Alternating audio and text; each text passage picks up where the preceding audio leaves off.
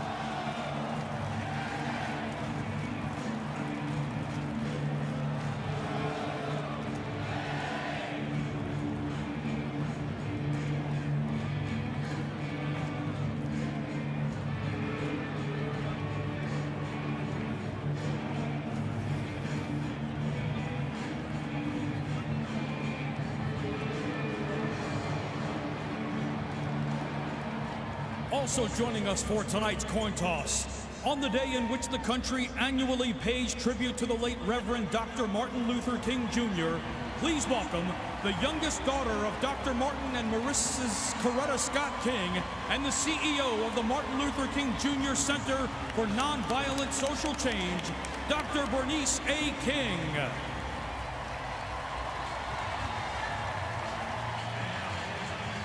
Welcome to the College Football Playoff National Championship. Congratulations to both teams on your excellent seasons. I'm Steve Marlowe. I'll be your referee. Brent Soule will be your umpire, and we're from the Southeastern Conference.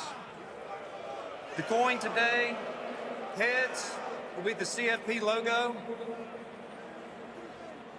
Tails will be the Mercedes-Benz Stadium. Ohio State, you will call the toss. Tails. What did he call? Tails. He called tails. If I dropped it, we do it again.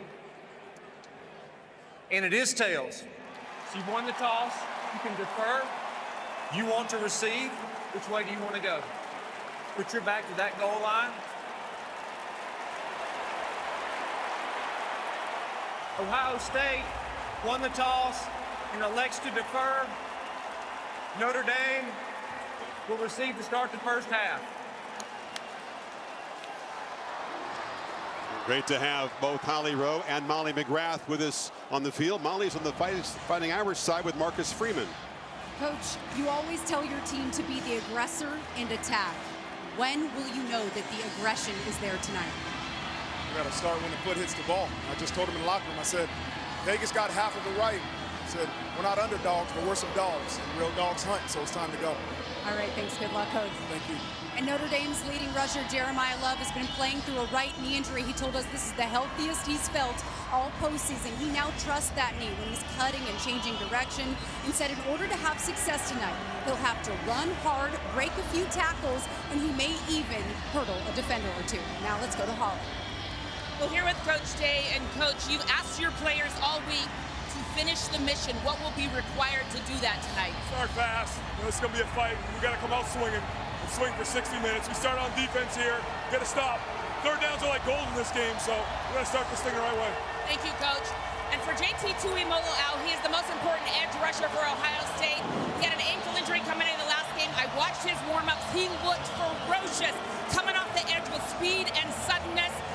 Good luck to the new left tackle for Notre Dame tonight. Both offensive lines will have their hands full. Jaden Fielding to boot it away for the Buckeyes. Jaden Harrison, who returned to kickoff 98 yards in the Sugar Bowl against Georgia, waits at the goal line.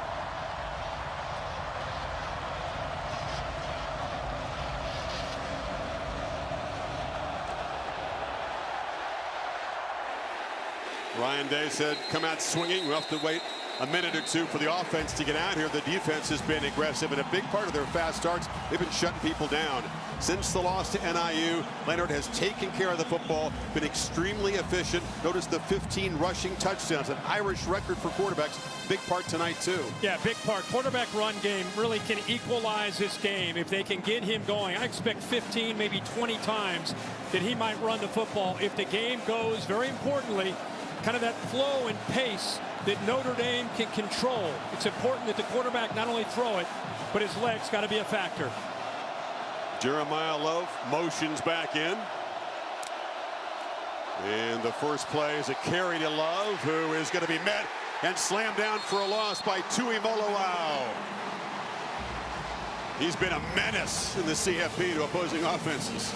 No doubt about it. Let's look quick at the impact players. Jeremiah Love, we talked about it, number 4 out of the backfield. Jaden Greathouse has got to win when he's left one-on-one. Sawyer, we talked all week about, and Caleb Downs. What an addition he has been. The leader on the back end, number 2 for the Buckeyes. Behind the sticks, quickly. This is exactly what Marcus Freeman hoped to avoid in this opening series. It's a design run. Leonard able to plow forward and get most of those yards he needs to set up a third and manageable. Styles and a hand cut combined on the stop. And there's the changes with this offensive line. Amazing story with Charles Jagg. You saw what he's been able to do. It's going to be the starting left tackle when camp broke, but Tora Peck was out the entire year until he stepped in at right guard last week for Rocco Spindler and did a great job. Now he goes back to left tackle in for Anthony Knapp, who's out. Again, it's a run on third down, and Leonard able to move the sticks and get this drive going before Tyleik Williams made the stop. The bigger the game, the more they lean on QB run, right? That's what I'm saying. 15, 20 times, it sounds crazy, but that's what it's going to have to be. You already see a couple, two critical runs early. That's a design quarterback counter. Just get him running downhill into that defense. 220 pounds and has speed that catches most opposing defenses off guard. He looks quick on tape. He looks quicker on the field. Yeah, and bigger at 6'4", 220. Combination. Looking for his first pass attempt of the night. Zips it across the middle. Sidearm delivery is off the mark, trying to find Chris Mitchell. One thing that stood out there on a 1st and 10, a pass attempt, he wanted to get that ball quickly out to the tight end to his left, but Lathan Ransom completely took that away. So had time to work through his progressions, came all the way back to the right. His 4th option, Chris Mitchell, and just started to hurry his feet there because he was taking so much time. But the impressive thing was the Notre Dame offensive line giving him time. Leonard changing things up. Play clock at 5. Quick release in the slot, and that time Mitchell is open, makes the catch, picks up about 9 before Denzel Burke makes the stop, and it's 3rd. Oh, they're going to initially signal. Yeah, they gave him the first down. Okay. Yeah, the extra effort there gets him the first down. Good job again. Boy, Riley Leonard has really done a nice job of settling in here early and picking up a couple first downs. Great pass there. Read the middle linebacker, went to his left, came back and found the slant to the right. With their first down throw, Love in the flat. Doesn't take much to get him loose. Gets blocks on the edge. Cody Simon makes the stop, but the Irish are clicking now.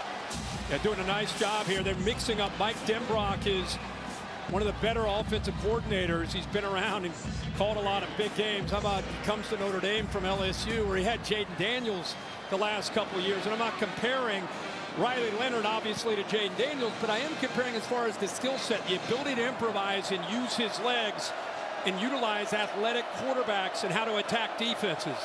And lots of pre-snap shifting by the Irish offense. And Leonard on 2nd down. Again, just uses the legs. Tyleik Williams drives him back. They'll spot him a little bit short at the 45 of the Buckeyes. How about the pacing?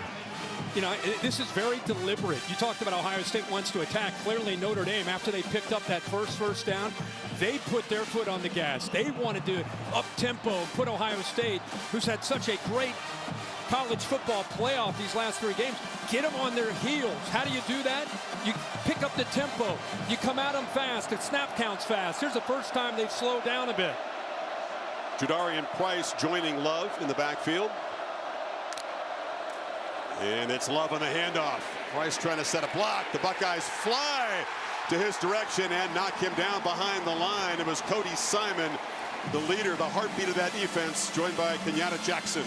Third down and short. Just watch the defense flow to the football. I mean, look how fast they're getting downhill. They just outnumber them. You don't have enough bodies out there. They do a good job of setting the edge. Nowhere for Jeremiah Love to go. Offense on the field on fourth down, so Marcus Freeman, typically aggressive in these situations, trusting his O-line to pick up a yard. Leonard again. They could see it coming, but they couldn't stop it. It's another first down for the Irish quarterback on the ground. You're exactly right, Chris. You know it's coming. We talked about it all in the open. Quarterback run game, and he gets behind a really good block there on the right side. Wagner, the right tackle. Spindler, who's playing on a gimpy ankle. But they give him enough of a surge there on an obvious run on fourth and short, and they pick it up. Yeah, and the burst just quick enough. Tumolo had it sniffed out. Couldn't get there in time. Leonard trying to make something happen on the move. Scanning, throws over the middle, and the catch is made for a first down by Eli Raridan, one of the two tight ends we'll see involved in the pass game tonight. Well, watch him right here. He came in motion. What's impressive to me is this quarterback's going to improvise. Now he's got to find the soft spot. That's a really good job by a tight end that they tell us has a huge upside, but hasn't made a lot of plays. Only 9 receptions coming into this game. But how about the job he does there of settling into that soft spot when the quarterback creates? So the 11th play of this opening drive for Notre Dame, already taken 5.5 minutes.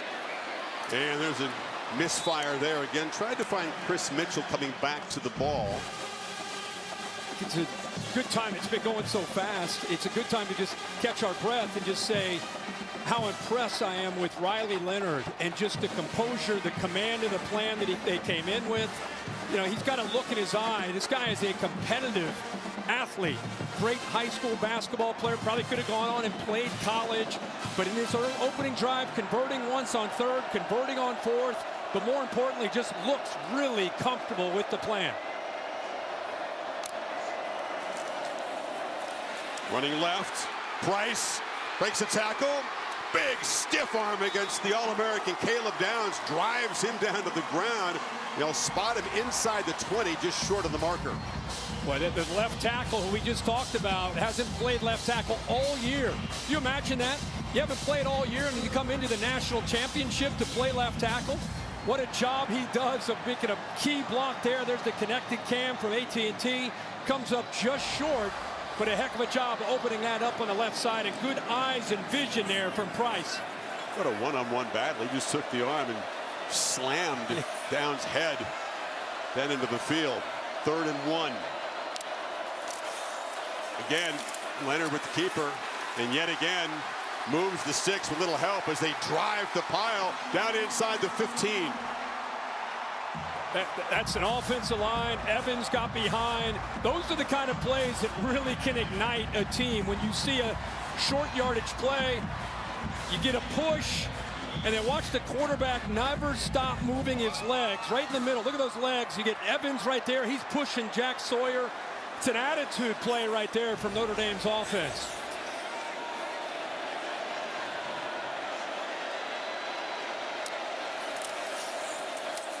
Love the left side.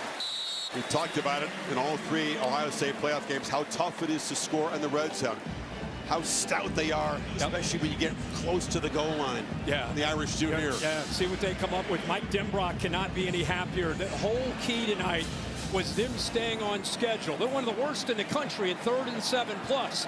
They've been averaging so far 3rd and 2 on this opening drive, so they're staying on schedule, making it tough for the Ohio State defense to know what's coming, whether it's a run or a throw from Leonard. They've consumed half the quarter. 15th play of the drive. Leonard thought about throwing and is going to be shoved out of bounds down near the 7 by Downs. It'll be 3rd down. And at first I looked down there, I thought, how did he get to the edge? Ohio State lost contain, and Jack Sawyer with a stunt, a twist to the inside, so they lost the edge. And against an athletic quarterback, they really haven't faced anybody the caliber of Riley Leonard who can create. They'll probably have to make some adjustments, but that time Sawyer, just with a move to the inside, made it easy. Not a design play. He just saw it, felt it, and with that experience, picked up big yards. Need 3 on this 3rd down. Leonard, keeper, slipped as he made the cut, dives, still gets near the marker before Caleb Downs stopped him. It's going to be 4th down again. This is Caleb Downs, basically in a nutshell, what he's meant to the Ohio State defense. Crack block right there, shakes it, and makes the tackle. What a job there by number 2 in white. Tell you what, Leonard has burned a tremendous amount of fuel on this drive. You saw he was kind of gassed before that last play. Takes a big shot. I mean, slow to get up. Let's look at this. Talking about almost a 9-minute drive to start the game. What's going to happen here? Does he have one more 4th down conversion in him? They're going to try to run it. He does. Slams forward. What an opening statement by Notre Dame. They're on the doorstep here with a 1st and goal. They keep going to that right side when they get to these short yardage situations. Rocco Spindler, 50. Emil Wagner, the right tackle. 2 great, watch 50 and 59. Some movement from Ohio State. They handle it. The pulling guard picks it up. And they could consider a timeout here, by the way. Leonard, you could see he is really on his last legs, it appears, in this opening drive. I said 15 to 20 carries on the game. He's got 8 already in the opening drive. 1st down, make it 9, touchdown Notre Dame! Leonard has to dig deep right away, but the Irish draw first blood. We've seen a lot of drives. That was special. That was incredible. Boy, Notre Dame's offensive line, we saw the right side, and now, again, Jog, you saw that the left tackle hasn't played all year. Watch him. And it's the guy that was supposed to start, tore a pec, in there just throwing guys around, opens that up, and Notre Dame finishes that opening drive with a touchdown after 18 plays in 75 yards in over 9 minutes. 9:45 to be exact. Irish fans have to be elated at what they've seen, but mindful it's a 60-minute game. Get some attention for number 13 over there. We're going to see this explosive Ohio State offense. The Buckeyes are behind in a playoff game for the first time this year.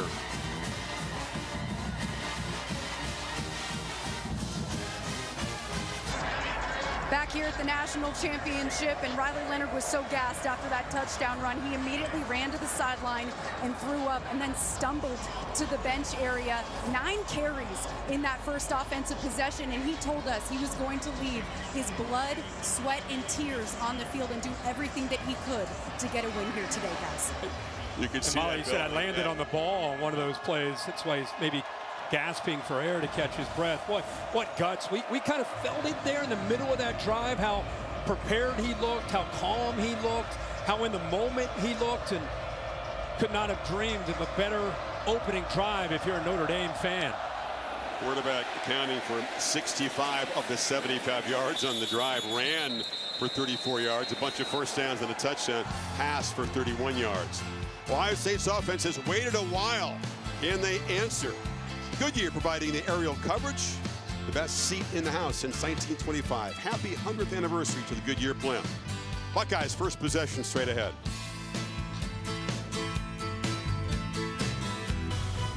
The CFP National Championship is presented by AT&T. Connecting changes everything. And in part by Capital One. What's in your wallet? Gatorade. It fuels the best because it is the best. And Allstate, you're in good hands. Freeman's first ever regular season game as Notre Dame head coach was back in the Horseshoe where he played, and of course that gut-wrenching loss a year ago in South Bend. And he went back this week and showed a lot of the players played in those 2 games and get them to believe, hey guys, we were right there in Columbus last year, just a play here or there in both games. Just to get them to understand how real it can be. Ryan Day's team trailed in the regular season 8 times, but in the CFP, they've been throwing the haymakers early and playing from the lead. So different position here. Finally getting the football first, almost 10 minutes into the quarter. And off to Henderson, makes a cut. Trevion Henderson had an electric screen pass against Texas. It was a big moment in that game. Will Howard, 43 starts. What he's done in the CFP is spectacular. Taking care of the football. Did have a pick against Texas, but he's been efficient.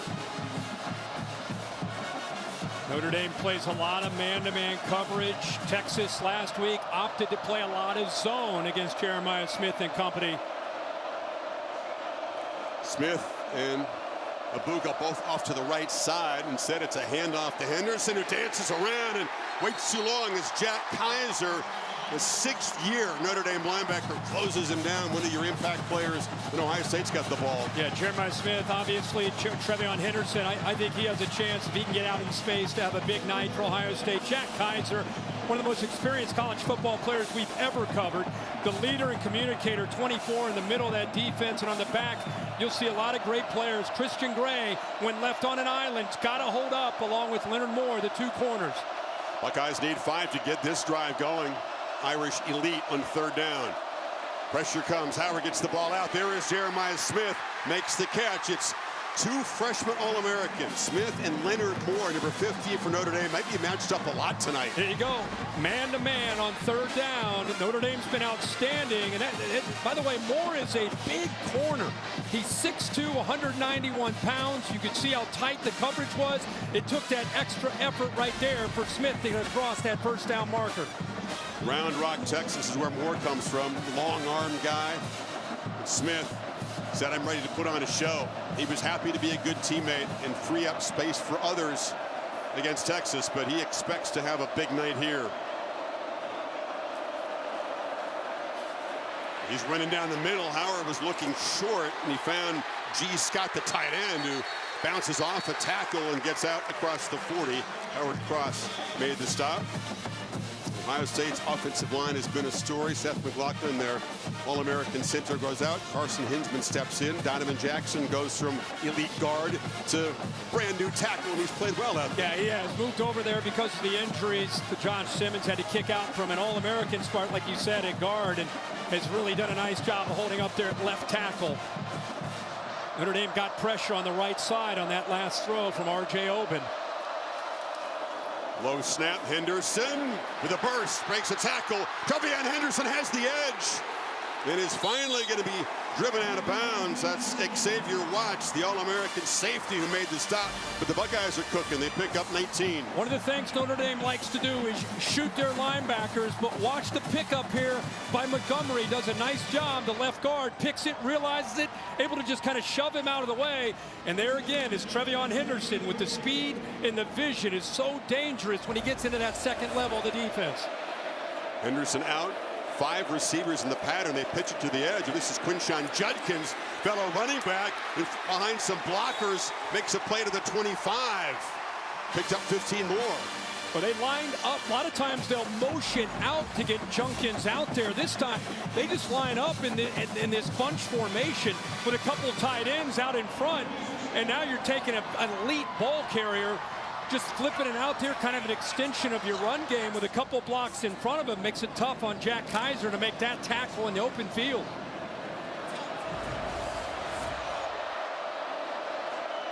Judkins again out to the far right, outside of where Smith is lined up.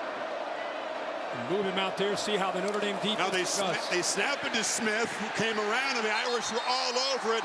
Xavier Watts erased it, drops him for a 5-yard loss.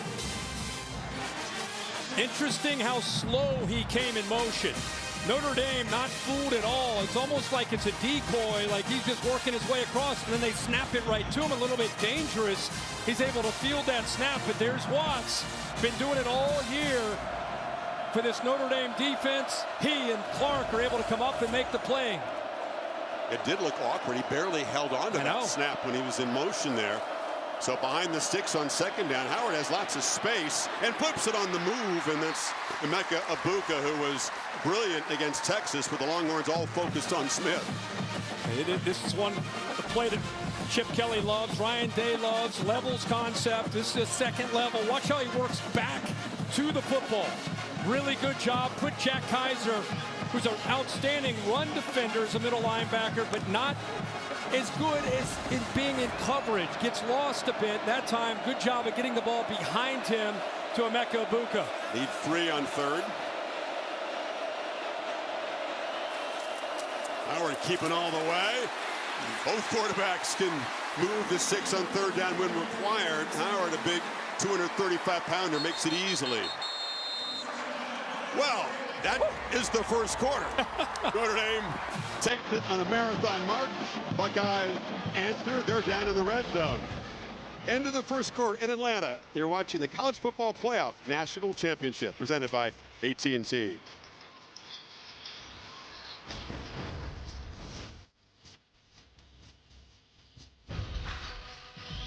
Except for the second quarter here in Atlanta, hosting the championship game for the second time in the playoff era. It's presented by AT&T. Coming up, we're going to have a special look at the Marvel Studios' Captain America: Brave New World in theaters Valentine's Day. Meanwhile, Buckeyes on this opening drive trying to answer the early Irish touchdown in the red zone.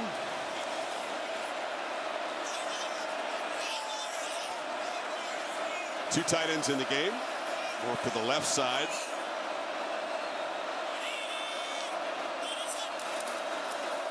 Judkins makes a cut.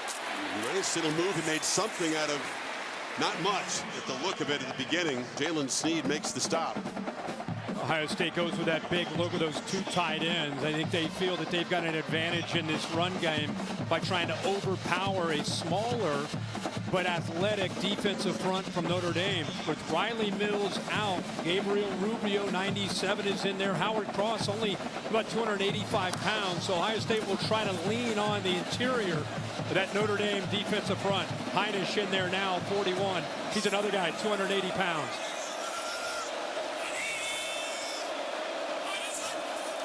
Second and 5, play fake. Howard flips it.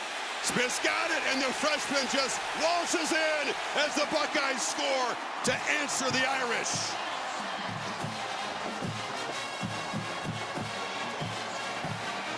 They've scored a touchdown on their opening possession. All 4 playoff games now. 11 plays, 75 yards, and a quick 6:05. Chris, watch this reaction from Gray right here. He sees something right away. He needs help.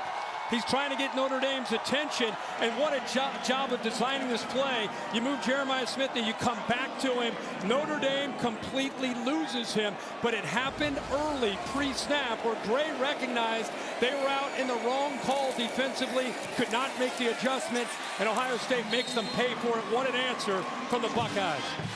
AT&T clicker showing you some of the creativity in the red zone of Chip Kelly, former Oregon head coach.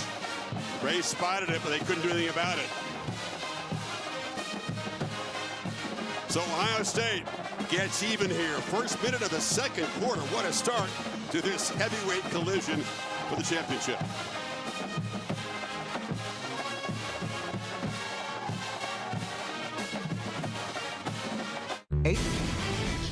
Well, Riley Leonard in this opening drive carried it 9 times. It wasn't just 9 times. It was a lot of short yardage. There's the first conversion on 3rd and 3, a 4th down. Here's another 3rd and 3. Look at that line push. Look at his leg drive. They continue to push, gain momentum. Quarterback counter on 4th and 1. Another first down. And then eventually able to get into the end zone for a touchdown to cap off a very long drive there. Howard answers. He was 5 for 5, 46 and a touchdown, had a 5-yard run himself for first down. Good news is for Notre Dame fans is that Leonard's now had about 22 minutes of actual time to recharge the batteries, Kirk, after that opening drive, because it definitely took a lot out of him. Second Notre Dame possession is coming up. Stay tuned now for a special look at Marvel Studios' Captain America: Brave New World in theaters February 14th. 7 apiece as both teams open with 75-yard touchdown drives. Irish had that incredible march behind Leonard, who is spend the time since then recovering as Howard sits on the bench. Here's the second possession for Notre Dame. I think the big question is the adjustments from Ohio State and also the adjustments from Notre Dame. Riley Leonard's not going to carry it 9 times every series, right? So what adjustments, what answers can they find besides QB run?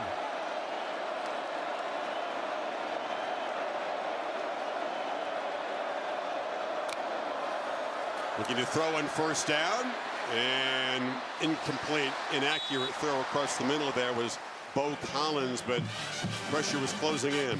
Holly?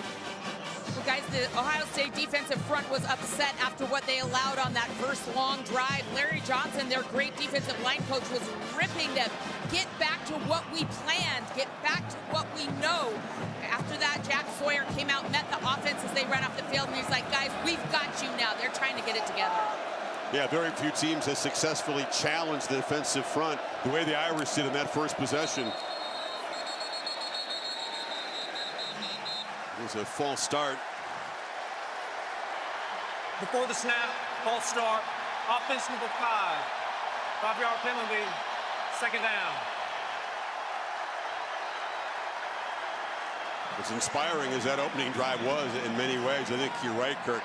That can't be a sustainable strategy, so they're going to have to get the pass game going.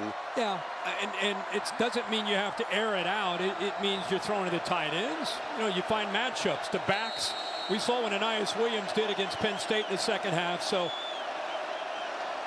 they want to run the ball, but obviously they're going to have to be able to throw it. They got to find matchups they can win. Mitchell Evans, the tight end, goes over to the slot. Leonard is under immediate pressure trying to escape and create on the move. Complete on the sidelines. A flag is down. Collins made the catch, but it's back in the area which suggests might be a hold. Cody Simon applying heavy pressure. And good job by Ohio State creating some confusion with that late blitz from Simon.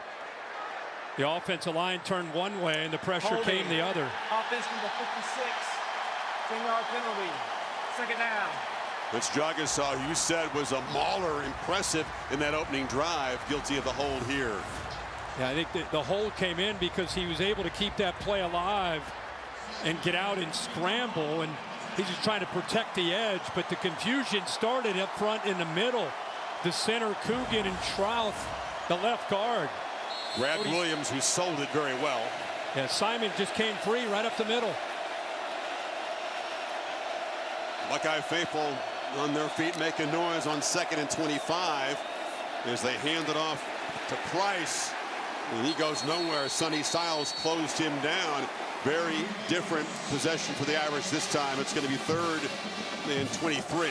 Tuimolo out there, really good job. What a physical battle with he and Jagasaw on the Notre Dame offensive left side. Boy, he just stoned him, pushed him back into the backfield. Notre Dame trying to run a counter play. There's nowhere to pull around. Aeneas Williams is the back in this 3rd and forever. Buckeyes drop 8 in coverage and still get pressure. Leonard has to get it out, and that's Mitchell Evans, the tight end, the outlet, who stopped at the 20 by Igbonosin, and the Buckeye defense gets a quick stop. Jack Sawyer, part of that 3-man rush, he hurried the quarterback. Yeah, he went right around Emil Wagner up here at the top there. Yeah, it's what a luxury when you can rush 3 on 3rd down and long and get that kind of pressure. Again, Notre Dame has to rely on Riley Leonard recognizing that. Athletic ability steps up and gets that ball out just to convert the pass. James Rendell, one of 2 Aussie punters in the game. They're good buddies.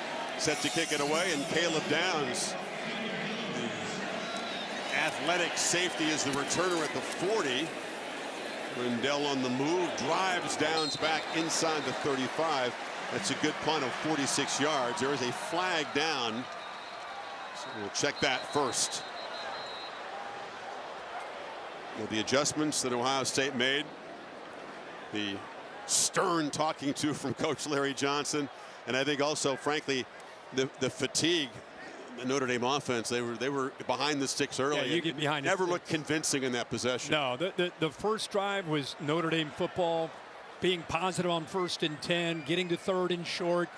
They're just not an offense built this year to get behind the sticks. Holding, receiving team, It's a 10-yard penalty from the end of the kick, first down. So that'll make it about a net 56. They'll back the Irish up, and then it's a field position flip that Marcus Freeman will be happy with. Jeremiah Smith found the end zone in Ohio State's first possession. Buckeyes back to work on O when you come back. Appreciate the work of Caesar, the All-State bus driver. A home game in Atlanta. What's your good hands play? Well, let's go back to the Ohio State-Texas game. How much zone coverage and how did Jeremiah Smith not make as many plays? One reception and just 3 yards. You can see right there a couple defenders in his way. Will Howard here getting a little bit impatient, wanted to force the ball into Jeremiah Smith.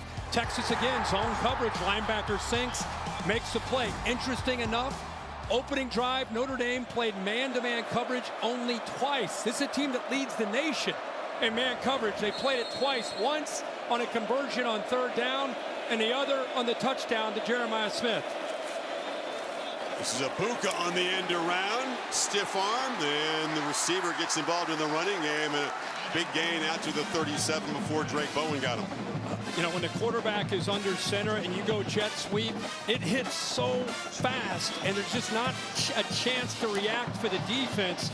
That time he was able to get around the edge of the defense and forced Xavier Watts to make that play. And I'll tell you what, that's a tough thing to do. Emeka Egbuka shook him there to pick up first down yardage. 8th time he's carried it. That's his longest gain of the season. Play fake on first down. Howard looking down the middle and lobs it complete. Carnell Tate, another receiver that had a big game against the Longhorns with the focus on Smith. Again, it's man-to-man coverage. You got to be able to win. You got to be able to separate. Tate right there uses a little bit of a pick at the line of scrimmage, stacked up to be able to pull away from Gray. Right there, got behind Emeka Egbuka. Tough for the corner. Gray to stay with him. Another example of man-to-man coverage, and the Buckeyes having a man beater.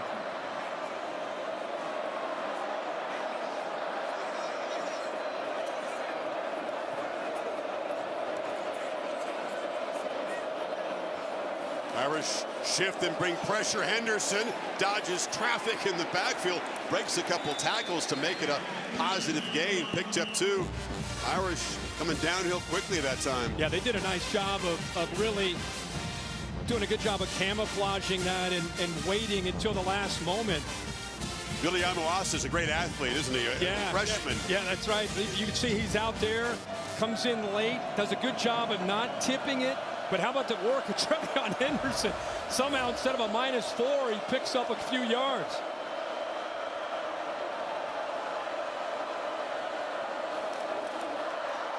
Howard again, pitches. Ibuka came back to the football, had to retreat a little bit, and Jordan Clark dropped him right there, short gain. So a 3rd and 5 ahead. What a luxury for Notre Dame. Jordan Clark, the transfer from Arizona State, has done such a nice job when they go to 5 and even 6 defensive backs. Number 1 is out there. It allows him to play a lot of man coverage there on that slot. That time he stayed tight there with Emeka. Irish 2 for 2 converting in their first possession. Excuse me, the Buckeyes.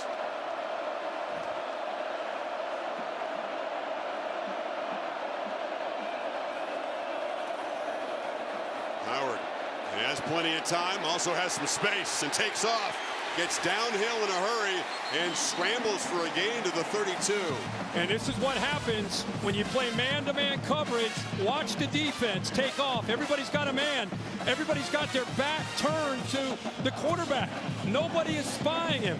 Good job of recognizing that by Will Howard. He knows they're a man-to-man team, and if they're not going to spy him, Will Howard, as big as he is, at 6'4", 6'5", about 235 pounds, he's proven that he's a threat with his legs too, and a nice job of picking up the first down. He's run for 7 touchdowns this season. Very effective runner, especially near the goal line. Wide open, Ibuka, easy access. Hit hard and driven out of bounds. Christian Gray delivered a shot, but it's a first down. They're trying to mix it up, get Ohio State out of the rhythm, blitz, but instead of playing man-to-man, the reason there's that cushion, now they're sitting back and playing zone. What's important is how he finishes this. Boom! Takes Gray and drives him back 4 yards. In the same way Riley Leonard had that short yardage and he just kept kind of pushing the pile. You go through a defensive back like that as a receiver, boy, that can fire up your sidelines and your team. That's a milestone catch for Ibuka. 202 is the new Ohio State career receptions record. All the great wideouts that they've had, all the elite players you see playing on Sundays. That's a pretty coveted record for a guy who's, you know, been sometimes in the shadows of more heralded receivers as he is on this team, but just gone about his business. Perfectly said. Couldn't agree anymore. I love Emeka Ibuka. What a player. Take a break here. Buckeyes on the march.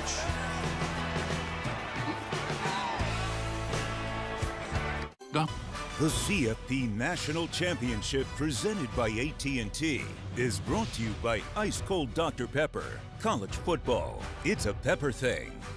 Verbo, private vacation rentals. And Taco Bell. You need like multiple Mount Rushmores. I mean, for that program, right? I mean, there's legends who don't make the cut. He always makes the cut. Of course, Columbus native, look at this, two-time Heisman winner. Go from Archie, Joe Montana. You know, Joe Montana. Ready for a pint there. Jim Tressel had a nice moment with Marcus Freeman and James Laurinaitis, two linebackers who played for him for Ohio State. Parnell Jones, who was a part of that 14 championship. Urban Meyer here with Ted Carter, the president. There's Lou Holtz. Got the 88 hat. That is, of course, Notre Dame's most recent championship. We got Eddie George and big Orlando Pace right to our right here as well. Buckeyes in the red zone with a first down. Judkins hit. Does well to drive forward for a short gain. Billy Amawasa on the stop. Nice job, those linebackers getting downhill against that run game. Kaiser off the field, now back on the field. The leader of that Notre Dame defense. They rely on him getting them right no matter what Ohio State does with formations and different looks. Comes from Al Golden, out to Jack Kaiser. Xavier Watts, number 0, handles it on the back end. See all the communication going on there. Howard zips it across. It's Ibuka again, one of those crossing routes that are so tough to stop. Jordan Clark made the play. Pick up about 7, so it's 3rd and 1. What a matchup there. We talked about both those players, Emeka Ibuka and also Jordan Clark, how good he can be. That was good against good. And the time Notre Dame finally got a little bit of a pass rush there from Heinisch. Buckeyes offensive line for the most part taking care of Will Howard, who's now 9 of 9 to start this game. Does he run it again on 3rd down? They need 2 here. Yep, QB keeper.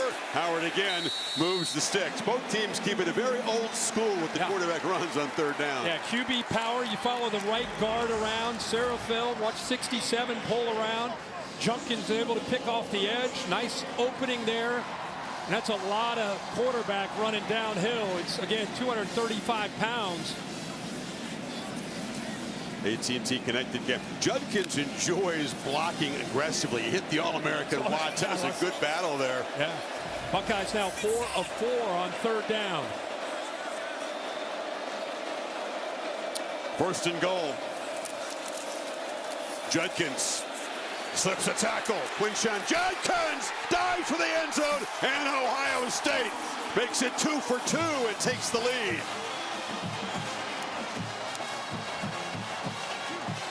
So many weapons for this Buckeye offense. Jaden Osbury, number 4, gets off a block and then takes that stiff arm right into the turf. I tell you, he's not the biggest back. He's 215, 220 pounds, but man, he runs like he's 230 pounds. Is the knee up?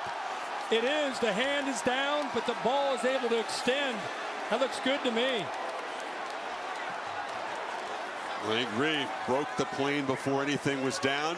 What a tough run again, just like the Texas game. Not just the blocking, the running early in that game. And when he gets his opportunity, when Trevion Henderson needs a break, Junkins will come in.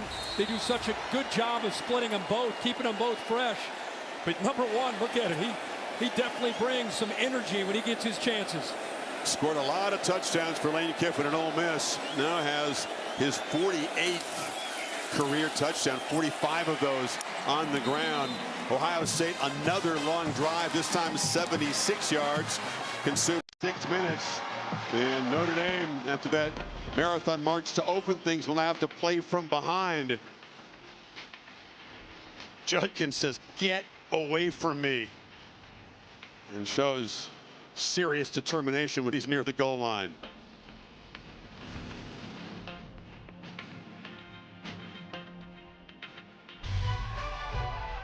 Championship Monday here in Atlanta. Trophy's been here displayed all week. Championship Monday on Martin Luther King Jr. Day. It'll be the case, I think, frequently in this format. It'll be the case again next year when the championship game is in Miami.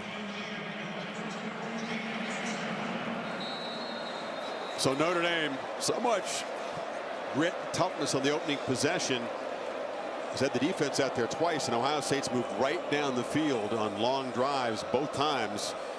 So now Leonard and the Irish offense will try to have to respond. Harrison will let it sail out of the end zone.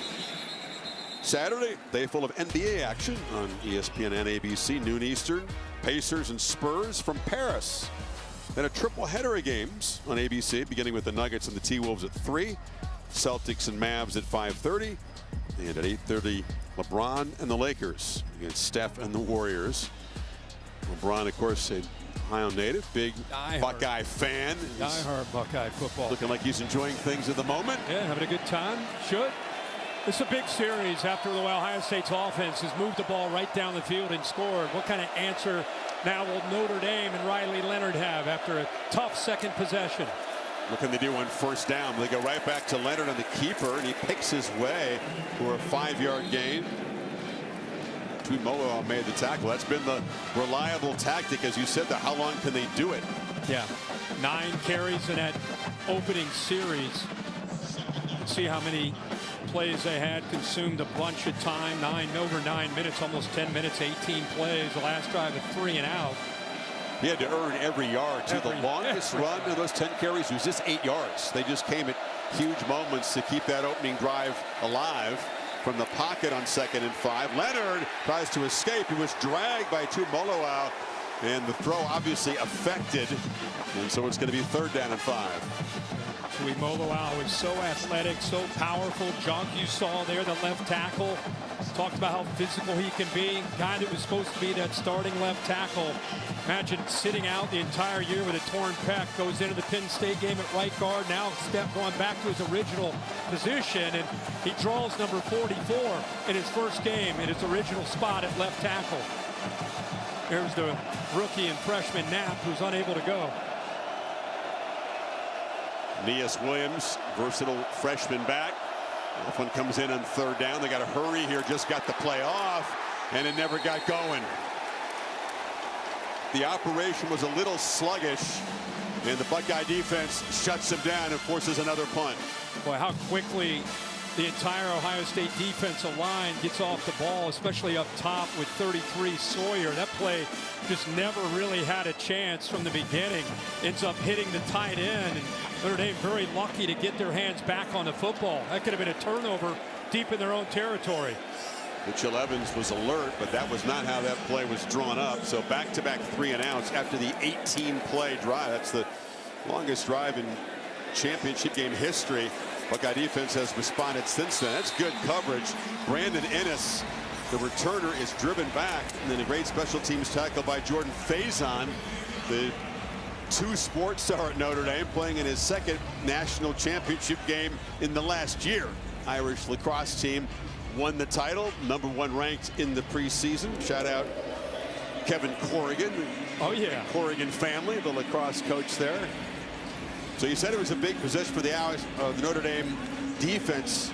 now has to have a big possession here. Or Ohio State is thinking about, they get the ball. They defer to the second half. They get the ball here. You got 4:53 to go, 2 timeouts. You get the ball to start the second half.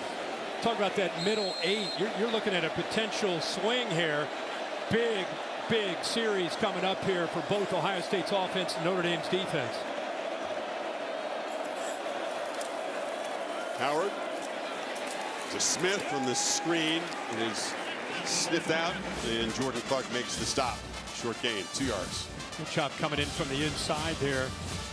This Notre Dame defense leveraged the football, very sound. Like I said, Jordan Clark's been playing well all year. The transfer from Arizona State, Ryan Clark's son. Really good football IQ, plays with great intensity there in the nickel. Great to see Ryan so emotional about his son's success. Yeah, he should be. Moved to tears by that. Yeah. Can't blame him.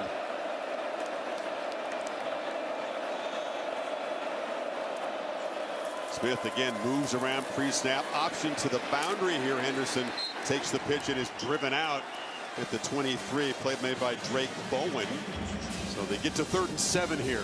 Interesting call. They went with speed option. They motioned Jeremiah Smith, who was to the right, move him all the way over to the left, and Notre Dame, good job of defending that. You don't see that speed option very much from Will Howard, but they defend it well and set up a 3rd down and long now for Ohio State. It's where Notre Dame, last few games in the playoff, they've really dialed up a lot of pressures here.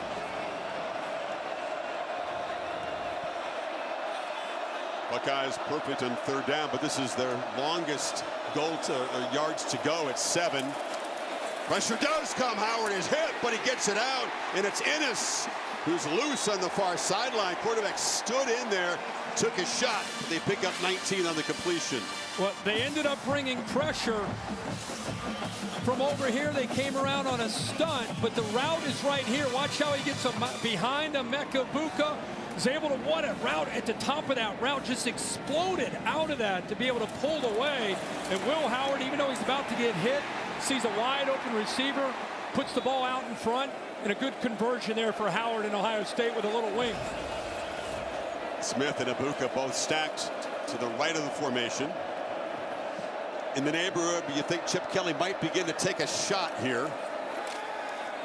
Howard instead took a peek to the perimeter and then just ducks in. Takes about a 1.5 yard loss. Joshua Burnham made the play. Interesting decision with Will Howard. He's got Jeremiah Smith in front, Egbuka behind him. And, that's kind of you're either going to run the football or your outlet is to fire it out there quickly.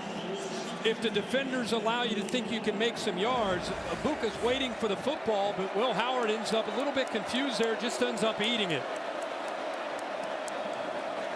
No hurry yet. Plenty of time. We have the 2-minute timeout coming up soon, plus 2 others to work with. Henderson trying to get to the edge. He's going to be knocked down at the 45. It's going to set up 3rd down again. Xavier Watts made the play, and that'll be the 2-minute timeout. So Ohio State trying to add to their lead. 2 minutes to go. And these 2 quarterbacks have been prominent early. Leonard so gutsy and gritty. Howard coolly back to work, engineering 2 touchdown drives in response. 2 minutes from the Mercedes-Benz halftime report. You got Reese Davis set up there. There's Nick Saban, who's got some fond memories in this building. Des will join them. Talk about what needs to be adjusted for the second half. Travis Scott will have a special performance as well at halftime. I'm going to tell you right now, for the first half, it's the play of the game. This 3rd down with Ohio State up 14-7. They convert. They're thinking touchdown before the first half ends. Notre Dame has to come up with a stop right here. Remember, Ohio State does get the ball to start the second half. Irish have got to get this Ohio State offense off the field. Golden brought heavy pressure the last 3rd down. Howard stood in and found Ennis showing pressure again. Howard again has time, delivers across the middle. It's another accurate throw. He is on a roll right now. Tate makes the grab. He's now completed his last 15 passes, going back to late in the Texas game. You can only double so many guys. You're sitting back, Gray's trying to read the eyes, but a really good job. Do not sleep on Carnell Tate. and his playmaking ability. The ball is down low where he can make a play on it. Buckeyes now 6 of 6 on third down, which is a real strength of the Notre Dame defense, especially in the postseason. And Howard 12 for 12 tonight. Again, plenty of time, no pressure, just tripped up as he had tried to escape the pocket. Joshua Burnham closed him down. I don't think Howard knew he was that close. What a hustle play from Burnham. You know, that's been a real concern, this position for Notre Dame with the injuries to Botello and Jacory. And this time you see a great effort by 40 Burnham to be able to make that play. So Notre Dame has spent the timeout hoping they can come up with a stop at 2nd and 13 here. But what an interesting game. You start the game with an epic drive. Usually you think of late game epic drives. So the Irish with that big march. You know that Leonard has burned a lot of fuel on that and was going to have a hard time recovering. Offense hasn't been at all smooth since then, and Ohio State's just gone about their business. Same thing in this game as the rest of the CFP in the first half, frankly. I think when this matchup came out, I think what everybody really wanted to see was the Ohio State offense against this Notre Dame defense. It's good against good, and how would Al Golden try to defend the firepower this offense has? And Chip Kelly, Will Howard and company have been one step ahead of the Irish defense, especially on these third downs. That had to be a strength of the Irish tonight, the way it has been against Indiana and Georgia, and again last week against Penn State. They knew they needed to create some takeaways. They've been phenomenal at it. Ohio State doesn't usually cooperate. And Howard just has that locked-in look. There's a long throw. Lots of space for Smith, who comes back, makes the grab. Another first down. They're inside the 25. What a job of protecting here off that blitz. They brought 6. They picked it up. And again, the respect that they have for Jeremiah Smith. Gray is in a foot race to keep that ball in front of him. How about the length there to be able to stretch out and make that catch? Long arms, able to bring it in. But the cushion, once they protected it, easy throw out there in the flat with the soft corner, afraid of that speed of Smith going by him.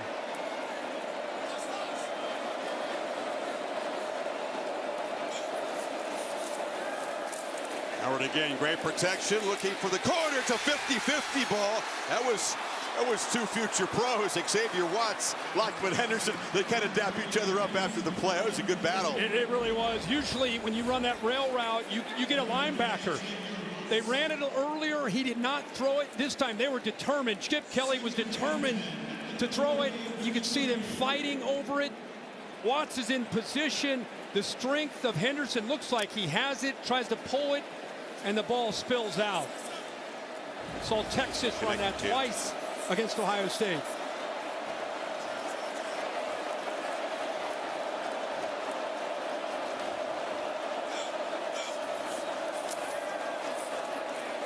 Howard escapes again and is going to be knocked down to the 12. Watts came flying up. He eluded the big hit, but gets down, and Ohio State threatening with a first down, approaching a minute to play in the half. They're going to go fast here, but it's the second time we've seen man coverage. Nobody there to account for the running quarterback on the scramble.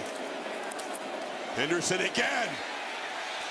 Just brought down there. That was Drake Bowen, who tried to keep a hold of the running back, who slips through and gets down to the 5. Bola, the right guard, went up to take on 34. Bowen, he gets up right there. Bowen does a pretty good job just to get off that block and then have to deal with Henderson. Irish defense on the ropes here, and the Buckeyes have cranked the tempo. And they whistle before the play. That gives you an idea where they want to go with the ball, right? They want that one-on-one matchup. Yeah, they did tip their hand, of course. No play. You can just tell that Day and Chip Kelly understand this Notre Dame defense, which has been unable to get off the field on a single third down, that is kind of up against it here. And Ohio State, as you said, getting the ball back to begin the second half, trying to make it a deeper hole for Marcus Freeman's team. The second of the half, 30-second timeout. Well, this is this has been the challenge for teams defending Ohio State. You think about Jeremiah Smith because of what he did against Tennessee, but there's Emeka Egbuka, there's Carnell Tate, there's Trevion Henderson, there's Quinshon Junkins, there's Will Howard now with an offensive line that's built continuity since those injuries, and he's able to make plays with his legs and be a part of the run game. There's a lot more than just the freshman Jeremiah Smith, and with the line playing the way they have these last 3 or 4 games, you know, you're allowed to really tap in to all these different options you have, and it really makes it tough on Notre Dame. Where do you start when it comes to defending them? Well, you said that well. All the pieces coming together. The line blocking well on the run, giving Howard great protection. He's clearly seeing the field tonight. The accuracy is there, and the playmakers are all over the place, obviously. No doubt. Playing against a very strong defense, but falling behind for the first time in the CFP, responding with a couple of long touchdown drives and trying to make it a third here. 33 seconds. 1 timeout remaining for Ryan Day.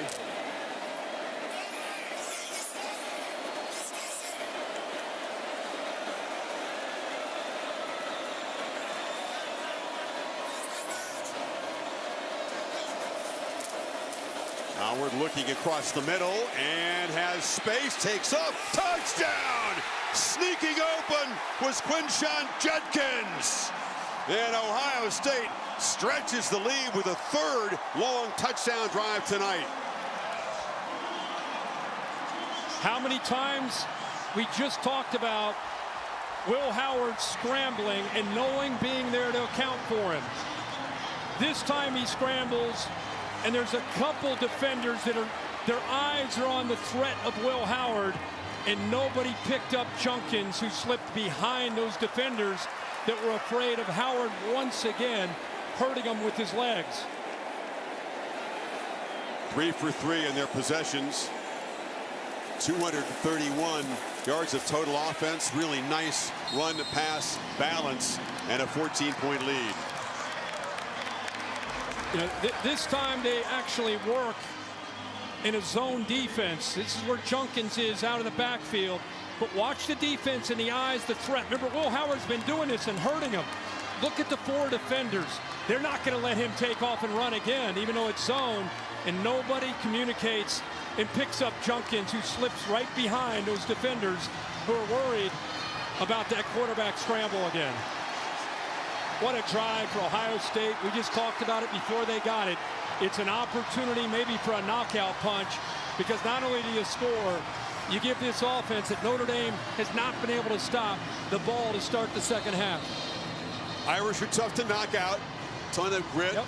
They have been able to come from behind. Did so against Penn State, down 10 early, down 7 later in the game. Really fought from behind a lot in that game. Very gritty performance against Georgia, but this is different because they haven't been able to get a stop at all against Ohio State so far. They're not built to come back from these kind of deficits. They are a team, they want to control the pace of the game. The worst thing that could happen to Notre Dame, and I'm not saying they can't come back, but the worst thing that could happen to them is dig themselves a hole with the style of offense that they play. It's just not conducive with the line play, the receivers, the pass game, to be able to throw the football in obvious passing situations. It makes it tough on them. Passing game has not yet clicked. Leonard 4 for 8 for 39. They relied so much on QB run in the opening possession. Can they come up with other answers after halftime?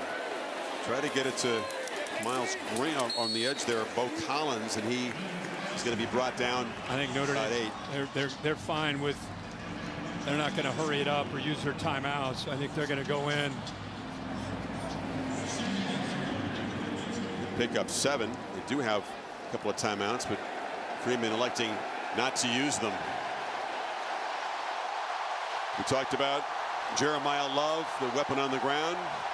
3 carries in the first half, 1 yard. So one of their main weapons has been nullified. Let's go to Molly. We'll hear from Marcus Freeman. Coach, how does your defense get them off the field on 3rd down? We got to get off the field on 3rd down. Like we got to be able to cover them. We were trying to play a little man, and they convert, and then we play a little zone, and they're converting. So we just got to get some things fixed. We're making some uncharacteristic mistakes on both sides of the ball. You know, offense, the last 2 series, we have penalties, and then we have a muff snap. Defensively, we just got to relax, man. This moment shouldn't be too big for us, but we got to relax and go back and do the things we're supposed to do and be aggressive. So we'll get them going. Thank you, Coach. Thank you. Holly. Coach Day, you said when your quarterback gets in a rhythm, he can be dangerous. How did he get him so comfortable early in this game? The first drive, they went down, and we got to settle down a little bit on defense, but I thought we had a great response. He's made some third down plays.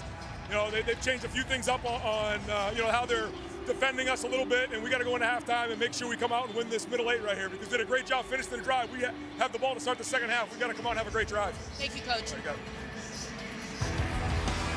And for Marcus Freeman, hoping for more poise from his team. LeBron loving it. His beloved Buckeyes lead at 21-7 at the end of the first half. Mercedes-Benz halftime report right after these messages. You're watching the College Football Playoff National Championship presented by AT&T.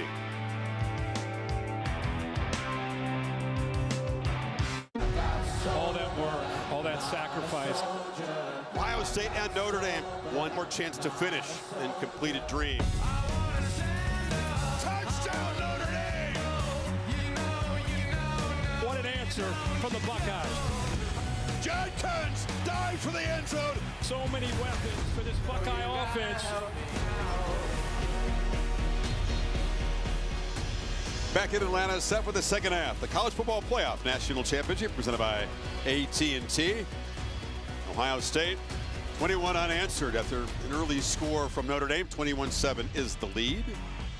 And welcome back, Chris Fowler, Kirk Herbstreit. Check out the Capital One rewarding performance. This is how Notre Dame has responded to Ohio State's high-powered offense. Man versus zone was a big question. Yeah, are you going to play man coverage and leave yourself vulnerable against these receivers to touchdown, or are you going to play man and cover them downfield but leave your backs to the quarterback without a spy? Did this a couple times. Or are you going to sit back and zone? And again, there's that threat of Will Howard potentially taking off and picking up yards, catches the defense's eyes, good awareness, good job of baiting them, and then making the throw for the touchdown right at the end of that first half. 11 dropbacks defended with man, 8 in zone. Didn't matter. Howard started 14 for 14. He's had the best, most efficient half throw in the football of any quarterback in a championship game, first or second half. They get the ball right here. So what answers does Al Golden? Is a very smart guy. What can he come up with here to try to slow this down and get a third down stop? I think obviously it's a mixed bag, but I think they've got to get aggressive. This team has faced adversity all year. This is as big of a hill they've ever had to climb. What the heck? You got nothing to lose. Get aggressive and come after Will Howard. Makes the fair catch, and Howard and company will take over at the 25-yard line. Let's check in with Holly. Well, guys, I was able to catch up with Ryan Day. Remember, he had said that they are changing things on defense back and forth. I asked him when he came back out what they addressed. He said it's because they're flipping back and forth into man and zone so much. They're doing it much more than their tendencies of the regular season, so it was a long conversation in the locker room at halftime.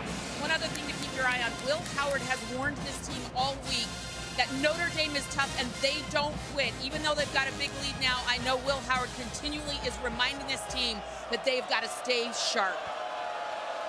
Yeah, he's a complete leader, does every aspect of leadership well, and it's the kind of thing a coach would say, and the veteran quarterback knows it's true. They do show some pressure on first down. It's picked up and incomplete.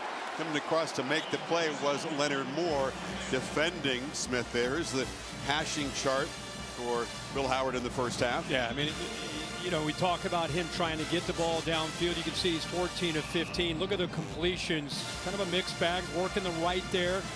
A lot of it up close, under 10 yards. He's had a few that have gone downfield, but a lot of times those passing charts for Ohio State's offense is predicated upon the defense that they're facing and who the open man is. Didn't hit a deep shot against Texas. He was almost perfect against Tennessee and Oregon. Haven't had to employ that tonight. Judkins breaks free. Quinshon Judkins hits a sprint. And they'll finally run him down at the 5. An explosive play for Ohio State. Pick it up where they left off. Grab 70 right there. So Will Howard opens to his right. You got motion from Emeka Buka going here. He opens here and comes back. Watch the defense run this way with Emeka Buka in the action. Makes it easy on the blocking angles.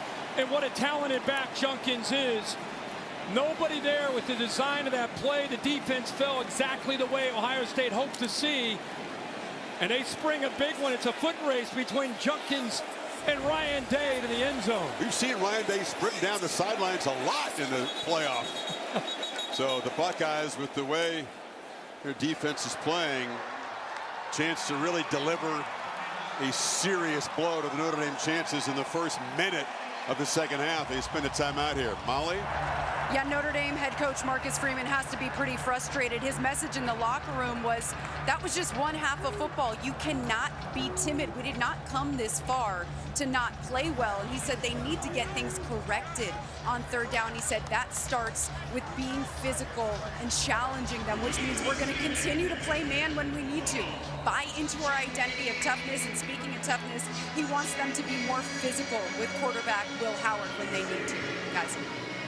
Well, they didn't even get to third down in that possession. It was a second down sprint. Yeah, what a good job of feeling that and seeing it. Like I said, if you're Junkins looking at the defense, they're moving to your left, reacting to the motion, reacting to the counter, and then he's able to find that grass to the backside on that well-designed play.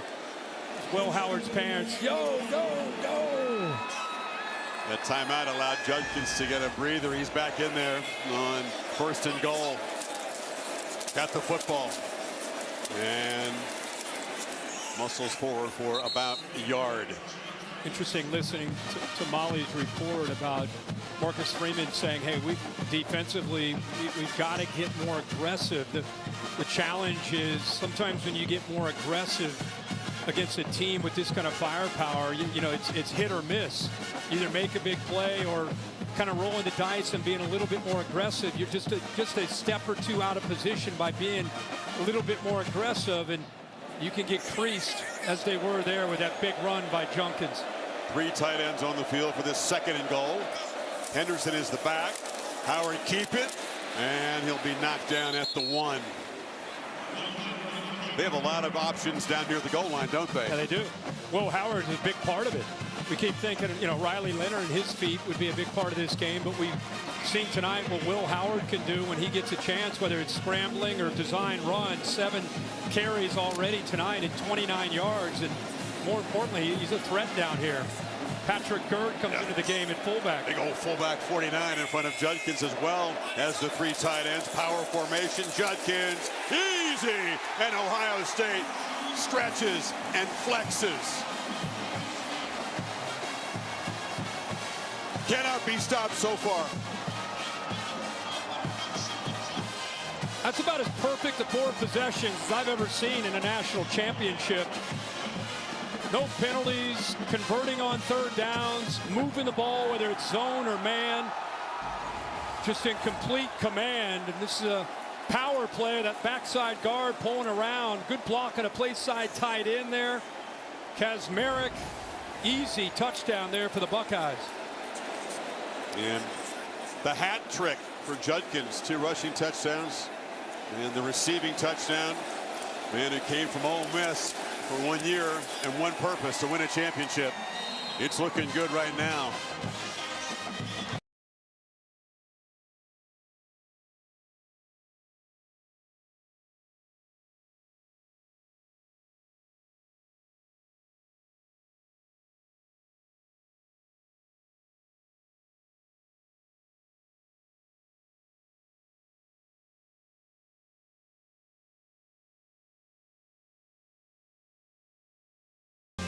Eye in the sky over chilly Atlanta, the Goodyear Blimp providing aerial coverage, celebrating 100 years of American icon, the Goodyear Blimp.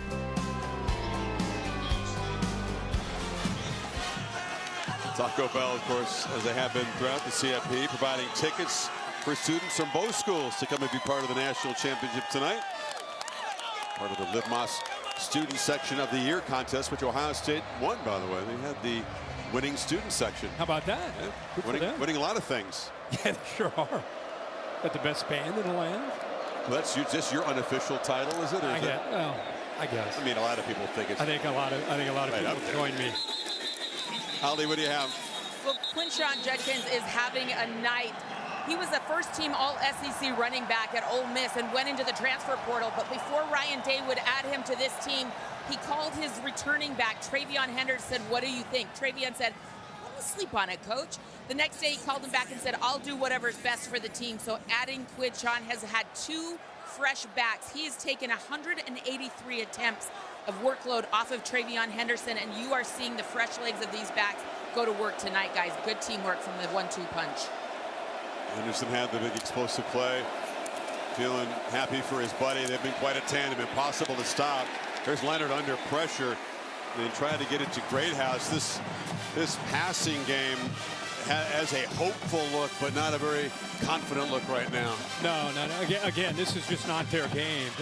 And you can't get 21 points back at once. I think it'd be smart to just keep doing what they tried to do early in this game, which was running the football and trying to be ahead of the sticks.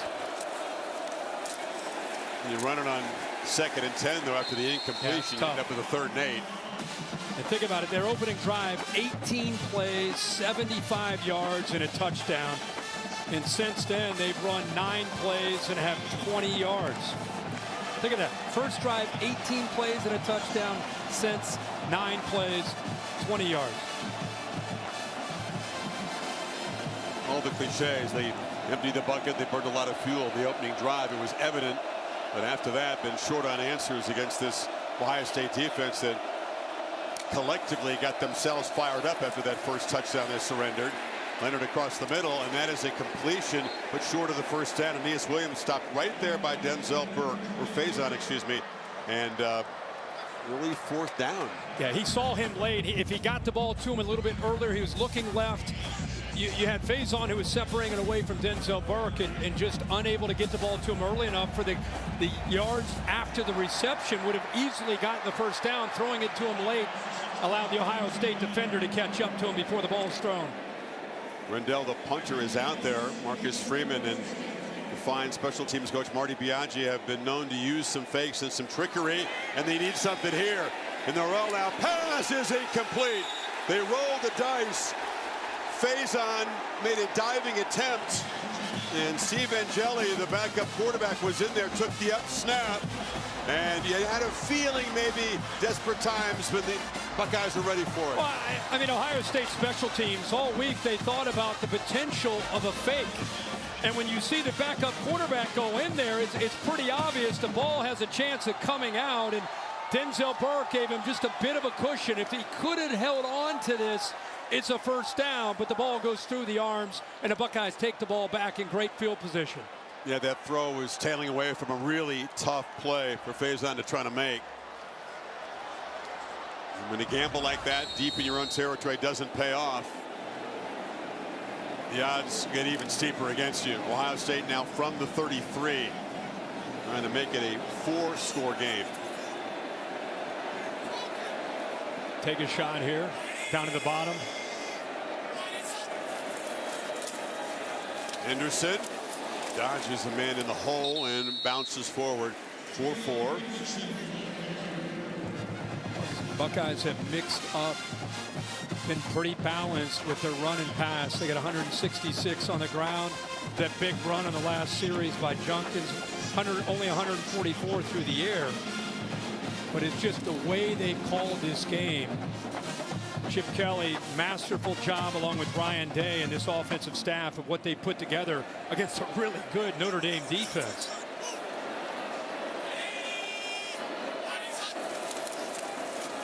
Henderson again. On the keeper, actually. They faked it to him nicely. Good ball handling by Howard, who keeps it, turns the corner, and another first down with his legs. Yeah, nice long ride. Tui Alamaka is right here. That's who he's reading. Watch how he stays on this ride a long time. Once 44 committed down to Travion Henderson, he pulls that ball away to keep it, to get around the edge for that first down. Again, sneaky when they utilize those legs, and just enough to remind the defense that it's there. Can't forget about him. Look how locked in Howard is. There's no let up in his intensity. Nope. Trying to put in the dagger here. Got Smith isolated. Henderson. Oh, tripped up on the edge. That was a good tackle by the freshman Moore. Another solid pickup on first down from the Ohio State ground game. Keep running these counter plays with both these backs, giving them blocking angles for the offensive linemen. They've been able to pop them outside, run between the tackles. That was close to getting out and into the end zone.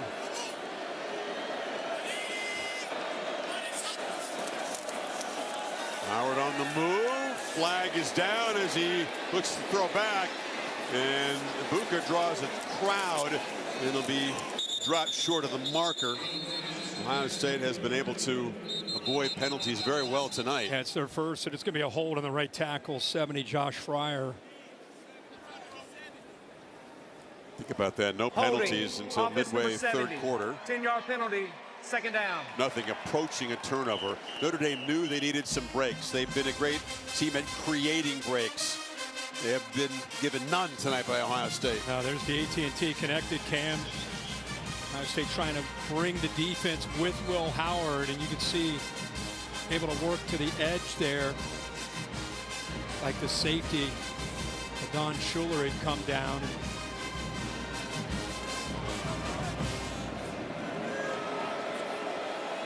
Maureen again, Howard's mom,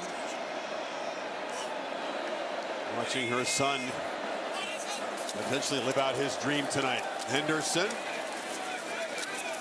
He's stopped by Gabriel Rubio, and Watts got there late to help. So it's going to bring up third and very long now, third and 16. The only thing that stopped Ohio State when they were rolling early against Texas was their own offensive penalties. They had 6 of them on offensive, season high the last game. Much cleaner tonight. Absolutely. Can they convert on this third down? They're 7 for 7.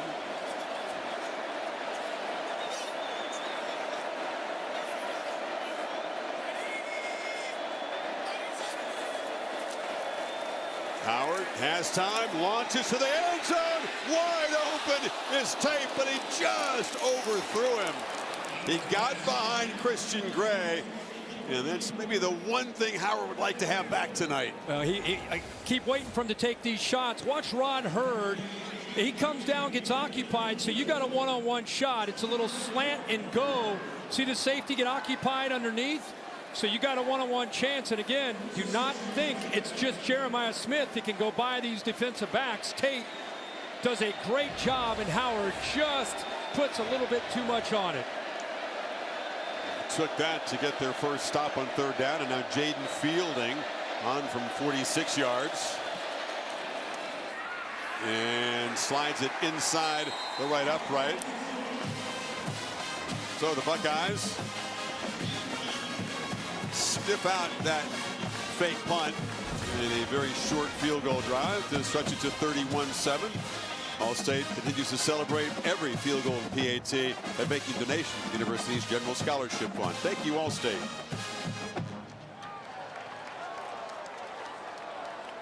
Every voice and sing. It's Dr. King's deep connection with this city. Born in Atlanta, much of his most vital civil rights work took place here. Ebenezer Baptist Church, co-pastor alongside his father here.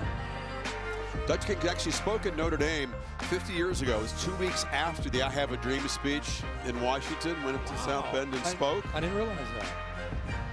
Cool. Marcus Freeman very mindful that as the first Black and Asian American head coach to get his team to a championship game. It fell on the day. Martin King Jr. The hole for Notre Dame continues to grow. Irish has been a resilient team this year, but nothing close to the challenge facing them right here. Try to climb back in this.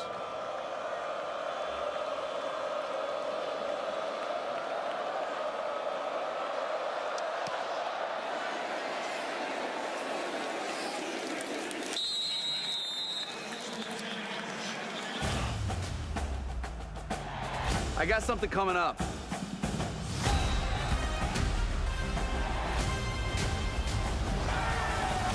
something kind of big.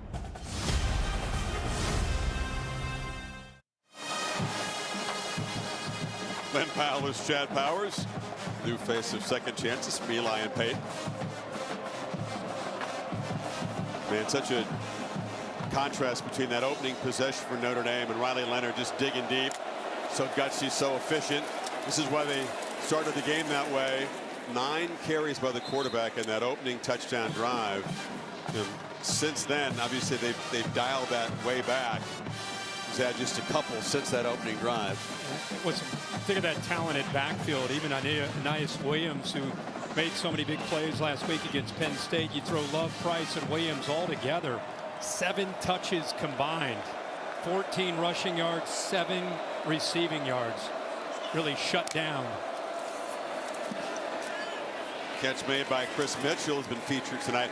You wonder, Kirk, we saw, you know, Jeremiah Love. He talked about the MCL that he had sprained against SC and then re-aggravated against Georgia. And he seemed to be okay, much closer to 100%. He gave it a go. He had that incredible touchdown run, you know, in the last game and against Penn State, but it really has been zero factor tonight, barely evident in the field. No, all 3 of them, like I said, I mean, it's really been Riley Leonard and his legs.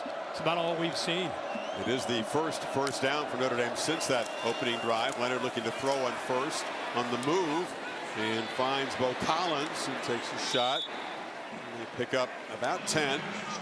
I think we all expected Jim Knowles to bring his defense in with a mindset of, hey, let's stop this quarterback run game. Let's stop their ability to run the football. Let's make Riley Leonard and these receivers beat us and make him sit in the pocket and throw.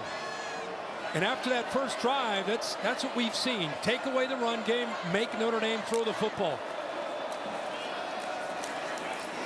Knowles has been an absolutely sensational hire by Ryan Day. One of the most important moves he's made, I think. 61st in total defense the year before he got there. And the guy in the gray beard who came from Oklahoma State, you know, since then, the last 3 years, yards allowed first combined in those 3 years. I mean, that's an incredible improvement. And when it comes to evaluating Ryan Day and what a great job he's done, it's things like that.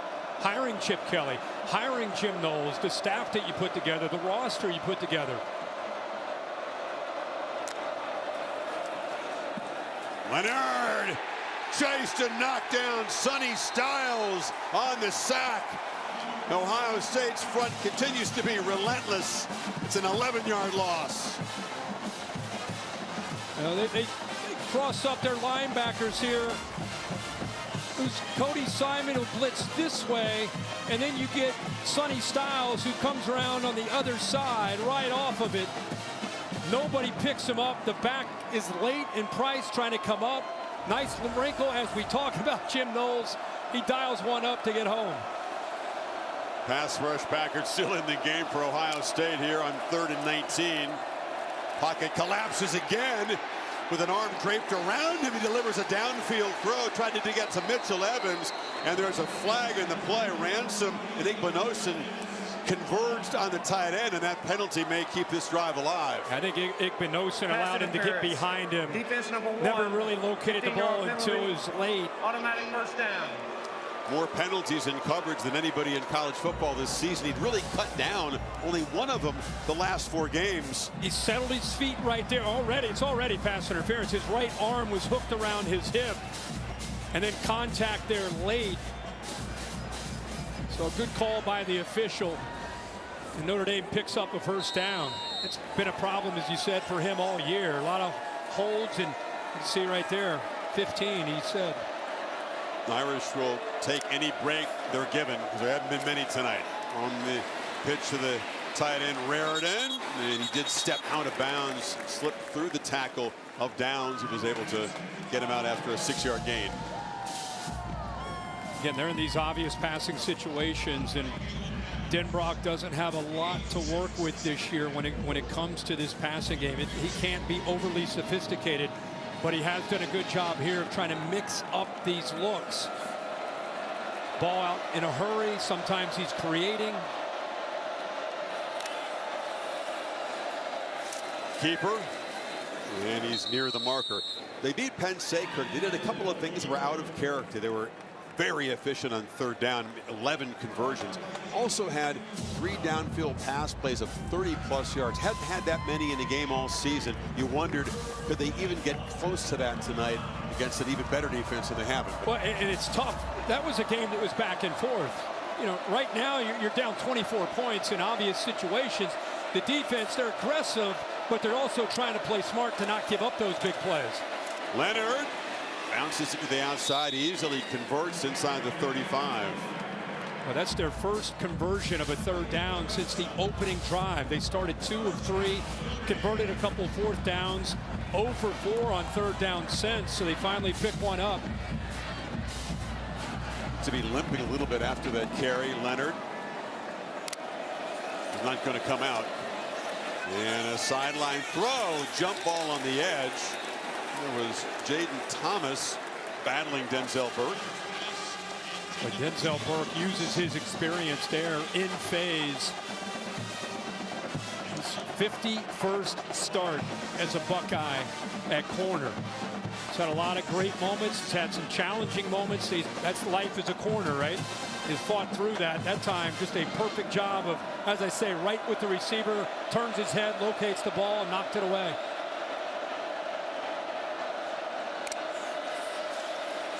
Pressure again. It's picked up, and on the slant, the catch is made by Jaden. Greathouse is free. Greathouse gets a block.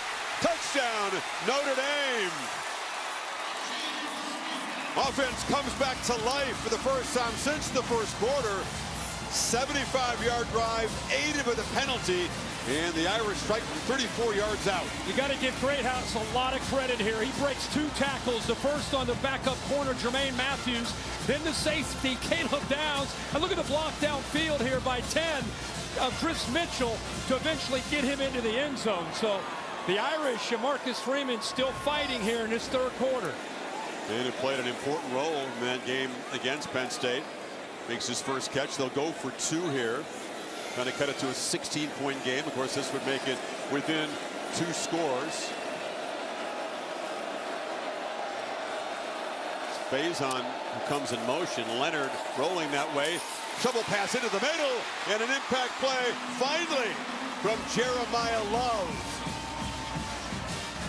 And the Irish tack on the 2, and it is a 16-point game now. Did you see Marcus Freeman say that's one? Meaning that's 1 touchdown with a 2-point. That's what he's telling his offense as they're coming off the field, guys. We got 1. Now the defense has got to do their job. What a play. Chris just called for it. Can they make a big play in the pass game like they did against Penn State? And look who does it again. Jaden Greathouse. Unbelievable effort. Yards after the catch. Decide to go for 2. Draw the defense. Flip it underneath. Nobody's there. Love finally gets into the end zone for the 2-point conversion. Some fight back from the Fighting Irish.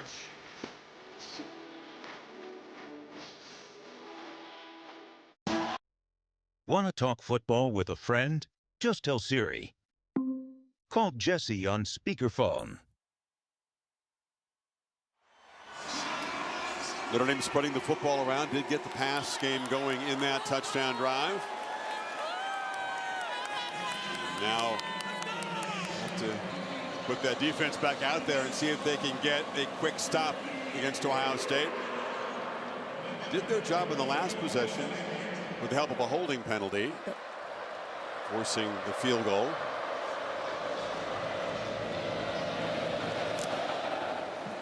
I think they're content to wait for a fair catch. Kickoff returns not a part of the plan really for either team tonight.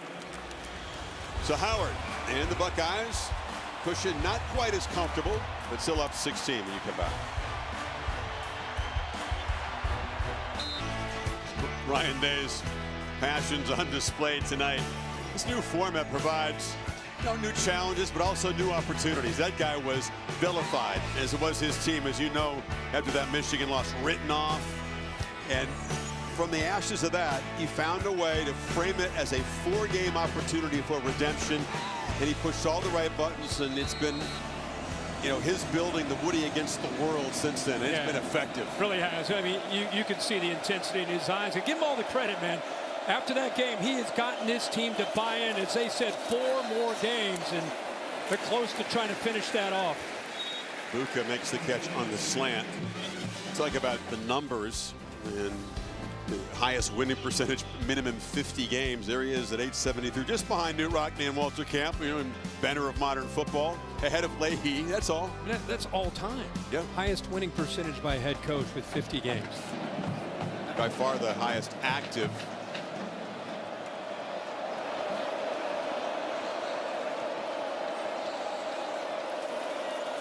Howard, keeper, and he's going to be met in the hole and driven down there by William Asa. Holly?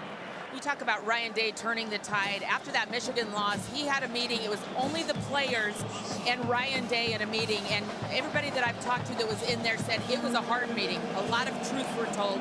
But JT Tuimoloau said, you have hard conversations when you're a family. We had to decide, are we going to stay together or separate? That meeting with Ryan Day has changed this season. Got a 3rd and 1 here, and they shove the quarterback. That was Henderson behind Howard. Yeah, those meetings are important, but it's how they put it into action, too. That frigid night in Tennessee when the Volunteer fans tried to take over the horseshoe. That began the run. I think that was the turning point as far as the psychological aspect of this team. And looking up at their stadium and seeing all that orange, I think they got back into that locker room from what Ryan Day and a lot of the players have told me. It was like they basically drew a line in the sand from that moment on. And when they won that game, they restored their confidence and belief that, hey, we can get on a run here. And they have come together. You either split apart when you go through something like that, or you come together, and they've definitely come together. Henderson off right tackle, picks up a couple. It was the fuel of that game, the opportunity to pay back Oregon, that astoundingly dominant performance in the Rose Bowl. Then the idea of going on the road. They felt that Texas in Arlington was like a road game. That felt like a heavyweight fight, almost worthy of a final in and of itself, those two teams. But I think a lot needs to be said about the players. It's one thing for the coaching staff, but if you're going to make a run like this, that also has to come from Jack Sawyer and Will Howard and JTT and Cody Simon and Caleb Downs. The players have definitely impacted this turnaround. They're backpedal and a throwaway on 2nd and long. R.J. Oben, and there's a flag. They finally got near Howard, then they get too aggressive at the end of the play. Unbelievable. The Duke transfer, R.J. Oben, just a mental error. Personal foul. Just throws Howard down. Defense number 9. 15-yard penalty, automatic first down. Again, this is a Notre Dame team coached by Marcus Freeman. They've been doing all the little things right since the Northern Illinois loss. Here they are trying to fight and scratch and claw to get back into this game, and it's the follow-through. It's not, oh my gosh, that was an aggressive hit. It was late, and then he follows through to get the referee's attention, almost daring him to throw. Bill, what do you think? No question about it. He knew the ball was away, and that push is a giveaway to the referee that it was unnecessary. Bill, if he would have done that to you as a referee, I mean, he's almost daring you to throw it. You just don't want it, when you're down 16, you don't want to be in that gray area.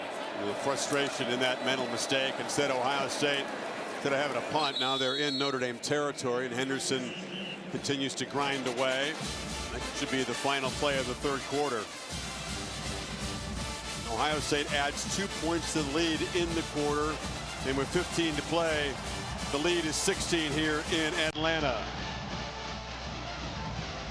Irish defense up against it, needing to make a stop or make a play. 31-15 headed to the 4th. You're watching the College Football Playoff National Championship presented by AT&T.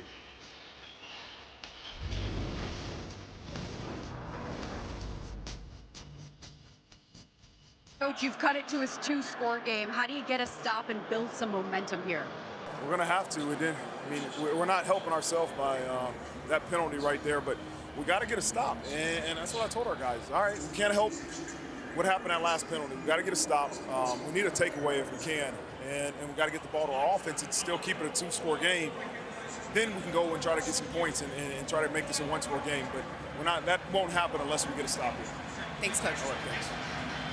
Takeaway desperately needed. They did that so well. They scored 158 points off opponents' turnovers. Yeah. That's the most in 10 years in the sport. Nobody was even close to that this year. The problem is, Kirk, Ohio State doesn't fumble the ball. 5 lost all year. And if you can't stress Howard or pressure him, a pick seems unlikely at this point too. You got to find a way to affect the quarterback. You have to be the aggressor. You have to make the offense feel that pressure, and they've not been able to do that tonight at all. Ibuka on a little reverse inside pitch. Nice play design, better execution. Ibuka weaving and dodging tackles, lost the ball at the end. They run him down. They haven't made a signal yet. Yes, it is a fumble and the long-awaited takeaway. Viliamu Asa recovered it. It was a spectacular play by Ibuka until the very end. Yeah, what a run there after the catch. Unbelievable in space. But at the very end, they'll probably take a look at this. Drake Bowen, 34. Look at it. His hand on that ball's out. That's a recovery. Notre Dame play is under further review. Yeah, they're going to take a look, but that knee was up. Chris, just as we were talking at the break, you said they don't fumble, period. They did. Yeah. They hadn't fumbled since the Penn State game. It had been a while. What a great play, though, to punch it out. They had to force it. That was not an unforced error. That was an aggressive punch out. Yeah, big play by Emeka Ibuka, but good effort. That's what they've been doing all year. Bowen knocks it out, and they go back to that R.J. Oben mistake on the push of Will Howard. Did you see the look on the head coach Marcus Freeman's face when he's talking to Molly? He almost just looked disgusted that we had a chance to get him behind the sticks. Then we allow that. We got to make a play, and sure enough, Drake Bowen does by knocking that ball loose.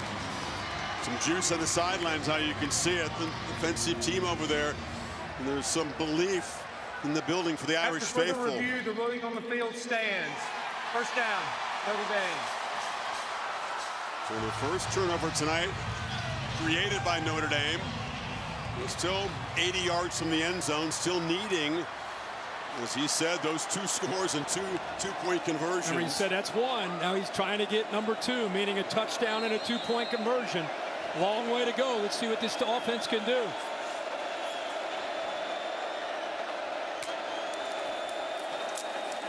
Faison on the end around, could not escape the tackle of the great Caleb Downs. Yeah, Caleb Downs does such a good job in motion. He ended up moving from the middle, bouncing into the outside. He's just too quick, able to get off of blocks, whether it's a tight end. This time it's Jeremiah Love leading the way. Just used his hands and his instincts to be quicker than these blockers think he is. Leonard on the move, trying to create outside the pocket, stops and has to just throw it away. Nobody open, and Sawyer as well as Talik Williams were closing in fast. The problem is when he escaped to his right, all the receivers that were aligned to the right were cutting in to the left to the inside. So by the time he got out there, broke contained, he had no one to throw the football to because everybody had worked the other way. That's why he paused and tried to give him time to work back towards him, but it was too late. Got to try to block this pass rush again now on 3rd and 9.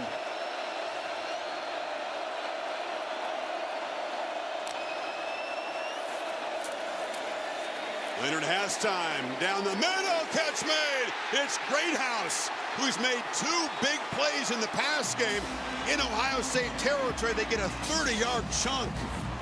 They got exactly a matchup they wanted. Cody Simon, a middle linebacker, against their best receiver in Greathouse. I thought he might blitz off the edge, but instead he's in coverage. Leonard again on 1st down, heavy traffic, and has to just throw it away again. There's a flag down in the secondary. Benosin was guarding Bo Collins. Here's the catch a moment ago by Greathouse. Holding, defense number 1. 10-yard penalty, automatic 1st down. It's his 2nd flag tonight as the pattern continues. Yeah, and Ohio State they've done a really good job here of forcing him to throw that ball away. But when he works back, watch the ground. Again, he's been doing this all year. That's a penalty. That's a penalty right there. I don't know who he's waving off. That's an easy penalty on 1 and white. 2nd one. He's really good at trying to wave him off. Yeah, he's been doing it all year. That's 16 on the year. Screen look. They get it down there, but trying to make something happen. And it's Jaden Harrison Cody Simon closing in. They'll lose 4 in that first down play. But Greathouse has come up big, and Leonard standing in there as a gritty delivery downfield to convert on 3rd and long. Yeah, he has had to work, as you said, Chris, for pretty much every yard. Whether it's been on the ground, using his legs through the air, trying to wait and wait, show toughness sitting in that pocket.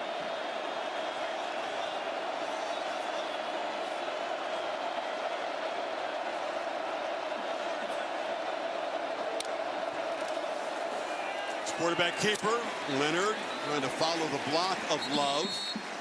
Picks up a couple there. Cody Simon effectively spying it. When you see that kind of formation with 3 receivers with a tight end moving to the right, they're trying to clear out the middle of that defense. And when you call a quarterback draw on 2nd long like that, you're thinking 4-down territory. You're thinking, let's get it to maybe 2nd and 9, 2nd and 8. And then you get to 3rd down, you're trying to think of maybe let's get it to 3rd. If you don't pick up the 1st down, let's get it close. Give us a shot here on potentially 4th and short. Empty backfield on 3rd and long. Quick pitch to the edge. Evans makes the catch. They do get a sizable chunk to make it 4th and makeable. I think Jeremiah Love's a better runner than lead blocker. I'm still just mystified how they haven't featured him more. He caught the little inside pass on the 2-point conversion. Well, a lot of that has to do with the score of the game. You know, the fact that they're trying to play catch up. And you're right, we just haven't seen him with very many opportunities tonight. Only the 4 carries and the 3 yards. This is obviously a huge play that the tight end into the boundary with a size advantage right here. Irish a good 4th down team all season long. They converted on 19 of them. Leonard has some time and delivers a strike, and it's a 1st down completion as Greathouse has become the pass game weapon in the half. Picked up 11 there. What a great route here by Greathouse. Really sells this route to the outside, gets back to the inside, is able to pull away from the defender, and the patience in the pocket with 4th down, the game on the line. Riley Leonard and the offensive line deliver. He was very calm with chaos all around him. There's the pitch to the edge, and all of a sudden, Greathouse has become a problem. Igmanosin forces him out. And Chris, just to pick up again, just to show you this route, Lorenzo Styles 3 is with him. They're trying to bracket him, but again, with too many receivers, it basically creates a one-on-one opportunity. That's a 4th down play, a great route by Greathouse, who's really come alive here in this 2nd half. He's got 4 receptions, now 81 yards in that touchdown. Irish in the red zone in the belief of a massive comeback growing minute by minute, and they're faithful. Leonard looking to the end zone, lobs it up. A flag comes in. They tried to find Harrison. Defended by Denzel Burke. Kind of a jump ball, but to be another penalty on this Ohio State secondary. Holding. Defense number 2. 10-yard that wasn't automatic 1st down. Chris, that wasn't with the intended receiver. That was actually a receiver who Caleb Downs got his hands on underneath this route. This is not the interference. It was underneath. Caleb Downs actually pulled a Notre Dame receiver down, and that's what they called. It was face on number 6. It ended up going up against Caleb Downs, and Downs pulled him down. That's where the call came in. Ohio State penalty free for a long time in this game. Now they're mounting. This is what you're talking about. 1st and goal at the 8. Leonard, they were expecting QB run, and they closed him down. Kenyatta Jackson off the edge. It's a 2-yard loss. And here it is right here. I think they called 2, but it's actually 7. Jordan Hancock, who brought face on down, and that's where they got the interference. Again, it wasn't on the play by Denzel Burke on the ball. Chris, you're right. One too many times to the quarterback run. At time they pinched from the outside. Keep in mind, Riley Leonard in the red zone, 27 touchdowns, 0 turnovers down in this area. He's been outstanding.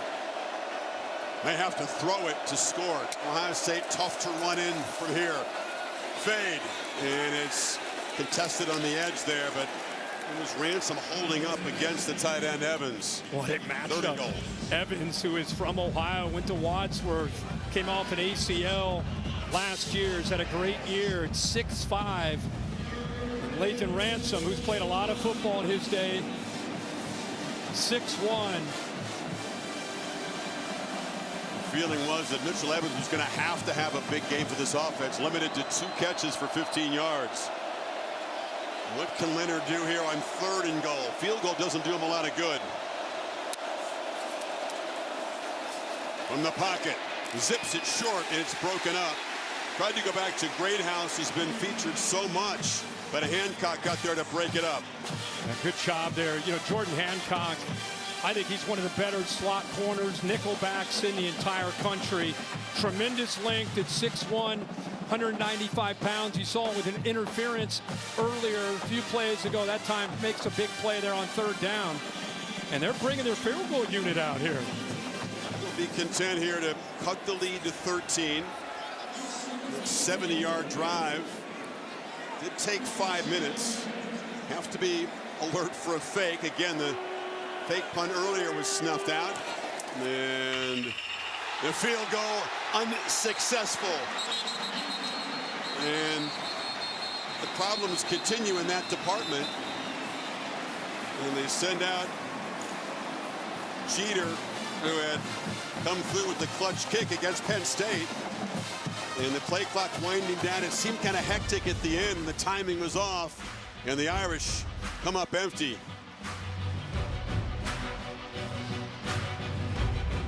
Blink. And it's still a 16-point game.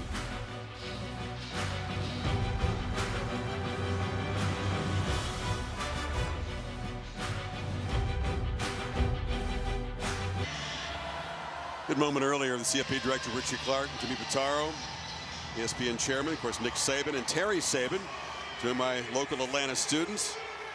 Great initiative by the CFP Foundation. ESPN proud to work with communities to help launch the initiative, help coaches and parents navigate the world of youth sports.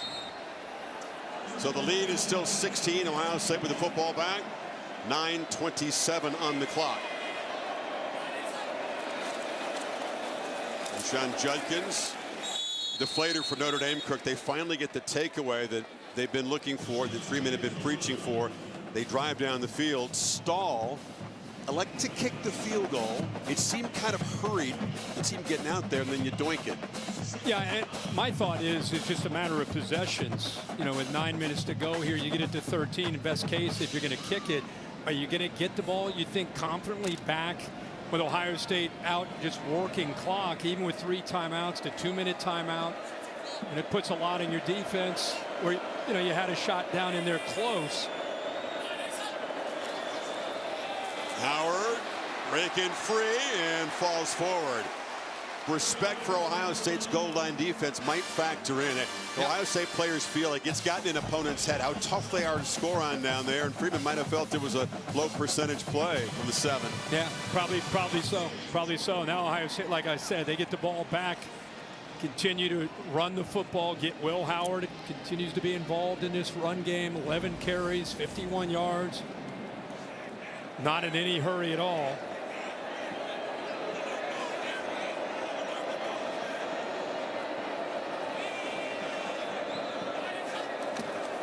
Leads the play clock almost all the way down, and then Judkins hammers forward for a solid gain of 4 yards. We talked so much throughout this week, everybody did, about Jeremiah Smith and what, after the Texas game, 1 reception and 3 yards, what would Notre Dame do? And he's had the 1 touchdown, but just 4 receptions, only 5 targets, 4 receptions for 32 yards. It's been others. It's been Quinshon Judkins. It's been Will Howard. We've seen Trevion Henderson at times, Emeka Ibuka. It's been spread around, but you add it up, 375 total yards against this defense.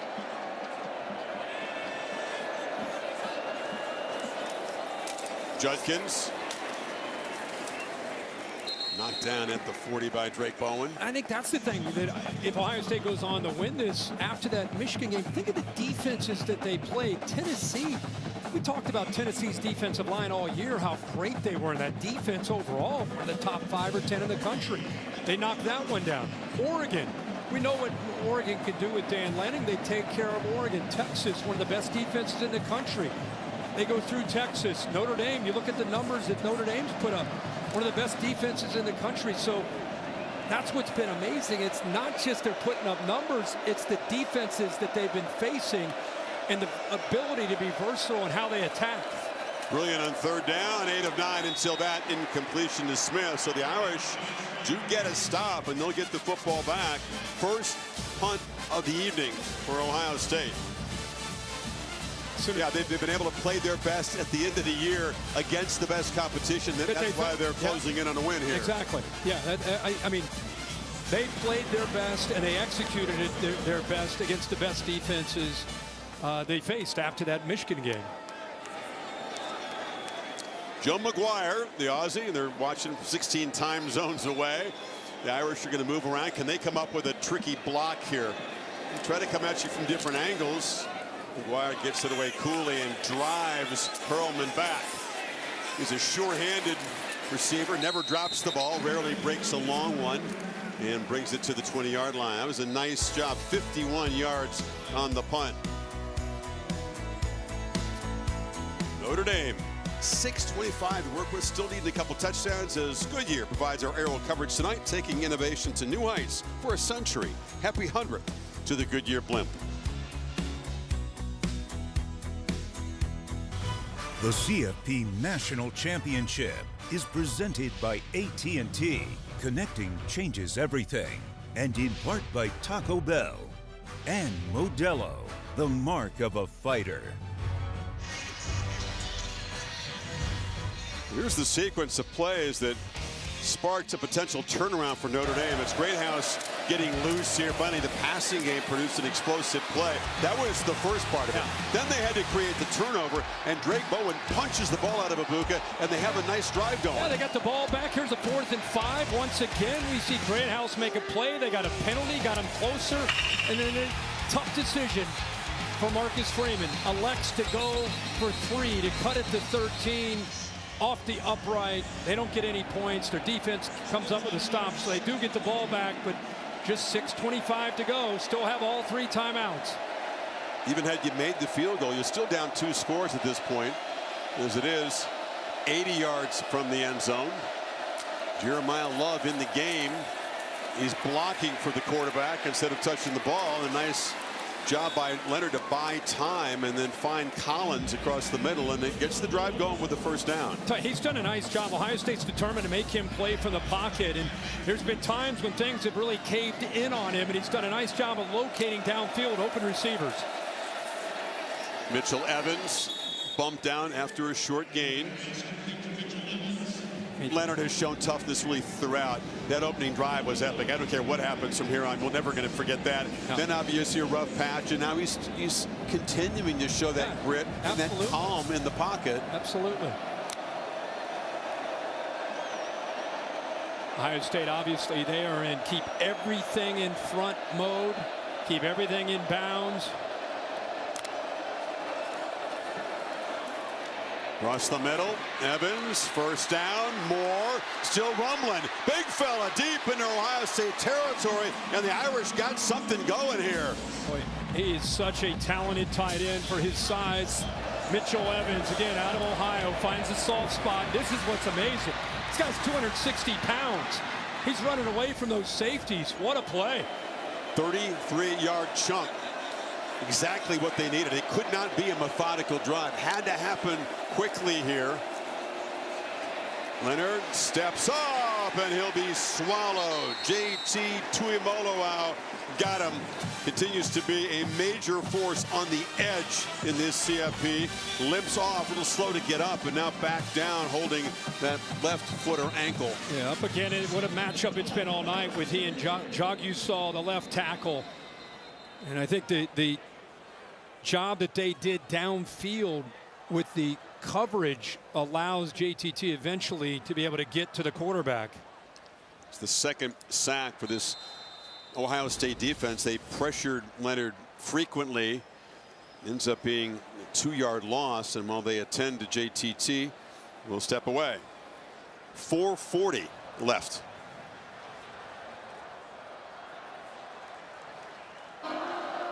Ram Trucks post game coming up. Obviously the trophy presentation. We'll hear from the winning side.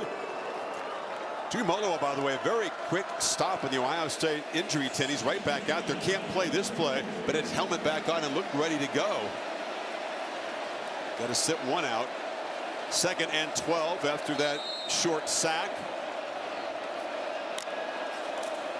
Leonard quickly to the edge on a slant, and Collins knocked down very effectively. Denzel Burke made a nice play to limit to a 3-yard gain, 3rd long. Needs serious urgency here. You and I were talking at the break. You have all 3 timeouts. If this is going to happen for Notre Dame, they need to convert, but they got to score before that 2-minute timeout. Pressure, Leonard launching, great house, but it's a catch! Touchdown, Notre Dame! The flag will be picked up. Jordan Hancock in coverage. What a ball! And what a catch by number 1, and the Irish very much alive. Unbelievable effort here by this Notre Dame offense to give themselves a shot. It's got to hit this 2-point conversion, but the slot fade to Greathouse, who just continues to shine here in this second half. 5 receptions, 111 yards now. He was able to separate and make that play up against Jordan Hancock. And as you said, Chris, I don't think I've seen a better ball thrown tonight by either quarterback. Right over the shoulder, drops it in the bucket for the touchdown. What do you like from 3 yards away to make this a 1-possession game? But the quarterback's legs always a factor with Riley Leonard. Going to that 2 tight end look. Jarian Price is the back. Leonard under center, and they try to get it to Faison on the end around. He throws it and makes it. Caught by Collins. And the Irish back within 8 with plenty of time left. Talk about guts, grit, and resolve. And Lou Holtz is fired up. Notre Dame doing what they needed despite that field goal that doinked. This is a touchdown in the middle. The slot fade. That's a really good receiver against a really good defensive back. Interference waved off. Ball's thrown, the focus there with that left arm to bring it in by Greathouse for the touchdown. And how about the call on the 2-point conversion? There's a really good look at it there from the AT&T connected cam. That's a touchdown for the Irish. And then the 2-point conversion. We talked about the skill, the brilliance as an athlete. Faison, the 2-sport guy, throwing is in his repertoire, right? That's right. Bo Collins is up there. You know, he's on that play side. The entire Ohio State defense thought they had the play stopped. They came up to take Faison. Nobody stayed in the back to Bo Collins, and they easily get the 2-point conversion to cut it to 8. Chad and Heather Leonard say, wait a second, everybody else counted us out. You can understand why. And in the linebacker lounge, that's a legendary spot in South Bend. I might have been in there a time or 2 back in the day. Yeah, I bet you I'm not sure these folks can believe it. Here's Lou Holtz. All of a sudden, you saw the look on Ryan Day's face. I don't think he can believe that they're only up 1 score now. Remember, they have all 3 of those timeouts. He booted along the ground. Haven't had a kickoff return tonight.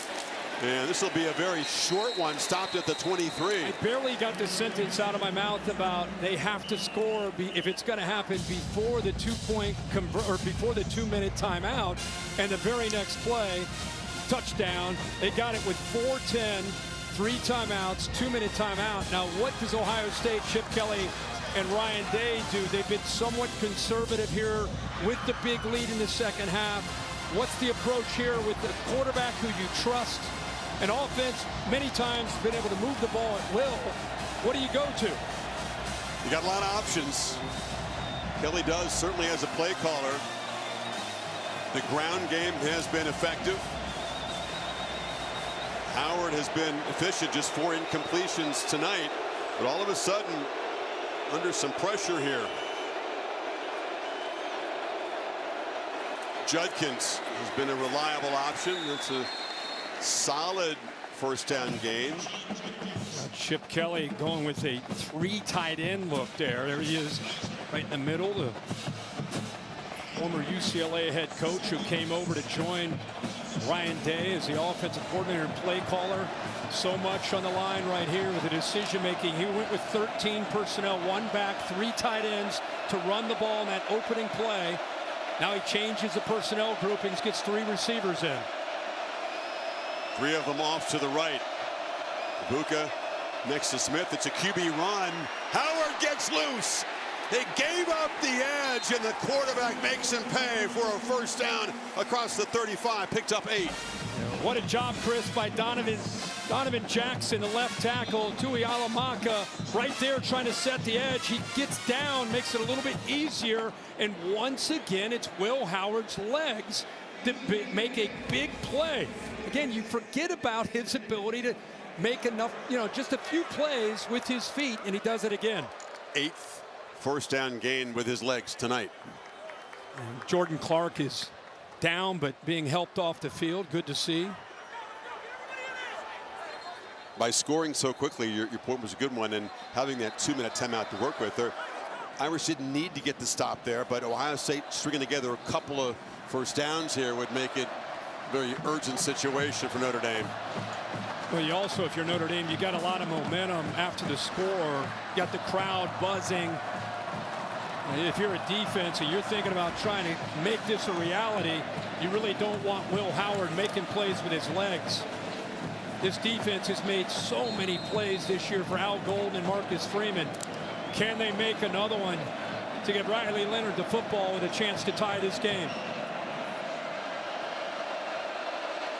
Hurd, the fullback in the game, to the right of Howard.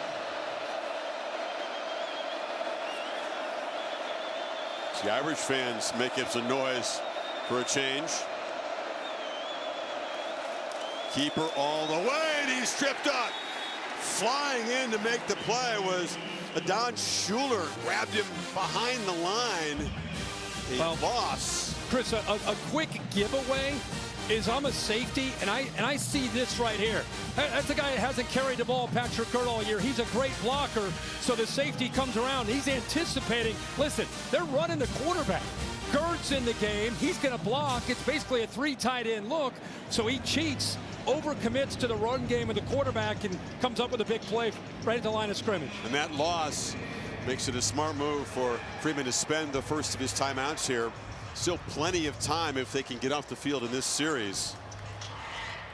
It's an incredible thing. 24 points, 3 scores down midway in the 3rd quarter. By far the biggest deficit. The only loss they had this year was by 2 points. And then they had a bunch of double-digit wins. They had not been forced to even think about coming from behind like that. And what doesn't show up there is, well, Howard's family looks on. What doesn't show up there is Ohio State had pretty much moved the ball at that point in the game up and down the field. Really hadn't been stopped. So not only here now, do you throw it if you're Kelly? Do you have to get a little bit less conservative? Yeah, I think you do. I think it's a high percentage kind of throw, where you try to create, if it's man, you create a rub.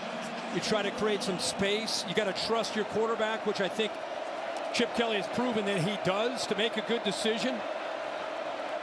More of a traditional formation now with the 3 receivers and Trevion Henderson. It's a Ibuka motion. Smith is to the far right. Irish show pressure, crowd the line. Another quarterback keeper. The safest of calls. Predictable perhaps, and Drake Bowen drops him for another loss. Yeah, I think they went with the change up in formation to make this defense think there was a chance it might be something else. But look at the defenders. I mean, you talk about selling out. They've got everybody at the line of scrimmage, leaving the corners on an island, just thinking that, hey, Ohio State's going to run the football. They want us to use our timeouts. And again, it pays off. That aggressive approach pays off. Looked like Will Howard. That ball looked like it bobbled there on that first hit. So another timeout spent. Still got the 1 left in the 2-minute timeout at 3rd and 11. Ohio State's been so effective and efficient converting 3rd downs tonight. Notre Dame could not get a stop for the longest time, desperately needing one here.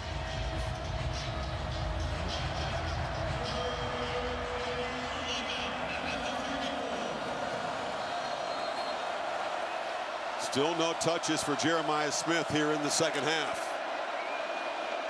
So kind of movement or pressure Al Golden comes up with. They do not want Will Howard sitting back there with time to throw. See the backers, they're moving. Here they come.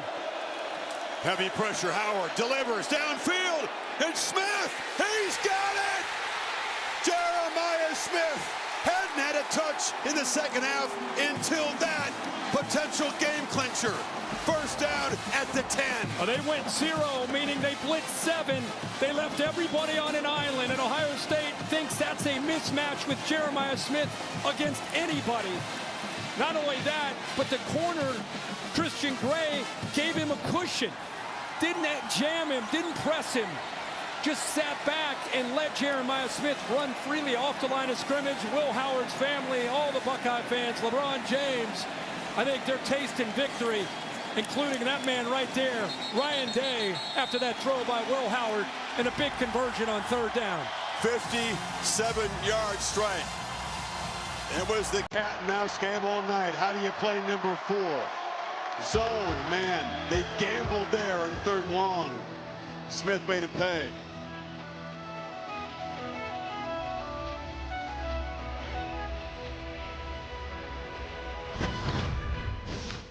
Coming up on SportsCenter after the game, we will be joined by the winning head coach. Take you live to the trophy presentation.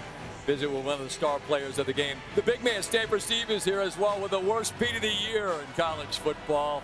Chris Fallon, the man who gave birth to the phrase significant to some, and Herbie. And that throw to number 4 is significant in this one. Love it. Well, the folks will be watching how this plays out because it's pretty interesting. I formation for Ohio State. It's first and goal. And a whistle before the snap, and they'll be backed up 5. Ohio State move Before the left snap, side. False start. Offense number 85. 5-yard penalty. First down. So here's how this is likely to play out, Kirk. Would you agree? They'll run a ball here, and then Notre Dame will spend the final of the 3 timeouts. Yeah. And then it becomes a game of math and watching the clock. Hey, with the play call that Chip Kelly just called, you think they're just going to work the clock here, right? But you never know. It's conventional wisdom, that's for sure, especially with this formation. Run the football. Judkins knocked down. And there will be the quick whistle. And final timeout taken. So go back and look at that play call again on third and 10 here, Chris.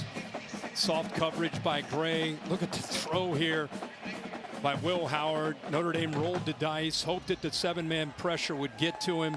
Will Howard with a throw of his life at that moment right there. Maurice Clarett, the former Ohio State Buckeye, right there.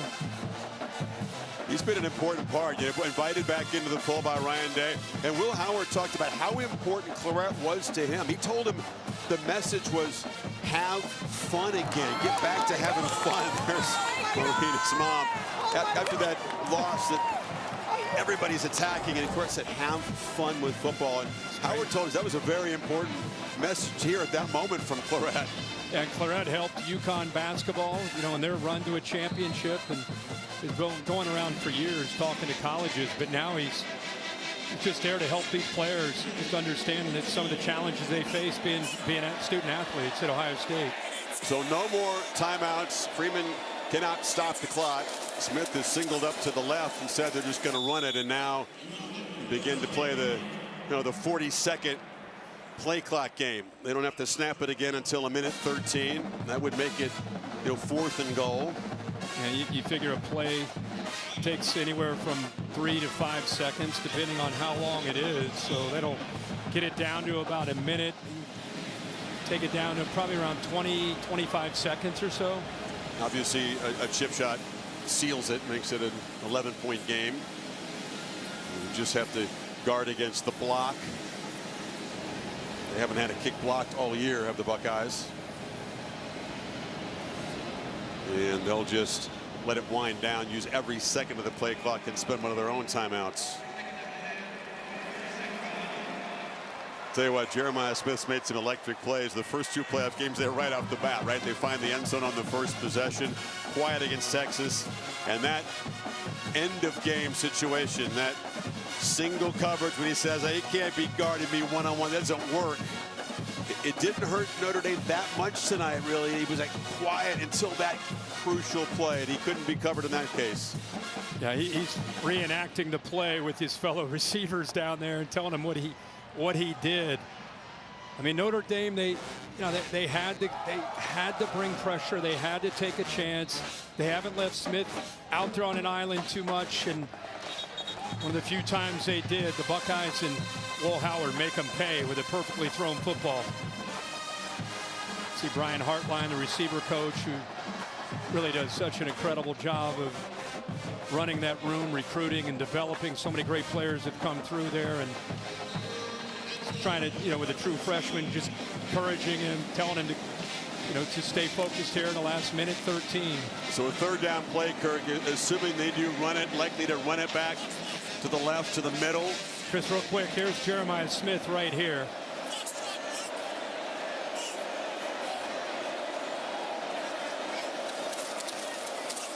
Keeper, don't even risk a handoff, and Howard goes to the right and ducks under the tackle of Schuler.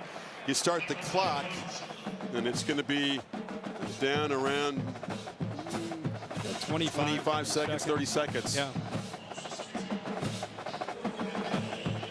Looks like they're going to just run it down again and let it go to 1 second, call their last timeout. Go down to about 28. Jaden Fielding had a little slump, missed a couple against Michigan. The misses are magnified against the maize and blue, but he bounced back and has been rock solid since then in the playoff. Very solid. And Notre Dame's been blocked. They blocked the most kicks in the entire country. That's true. Six this year. They do. Ohio State hasn't had one blocked, but that's a strength for Notre Dame. And with 29 seconds to go, Texan is on the field there. You got to look at the importance of everything.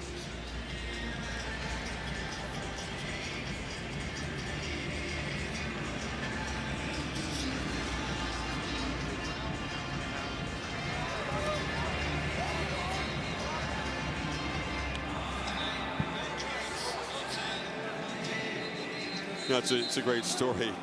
Fielding's older sister Madison was a soccer player. She's sitting in class.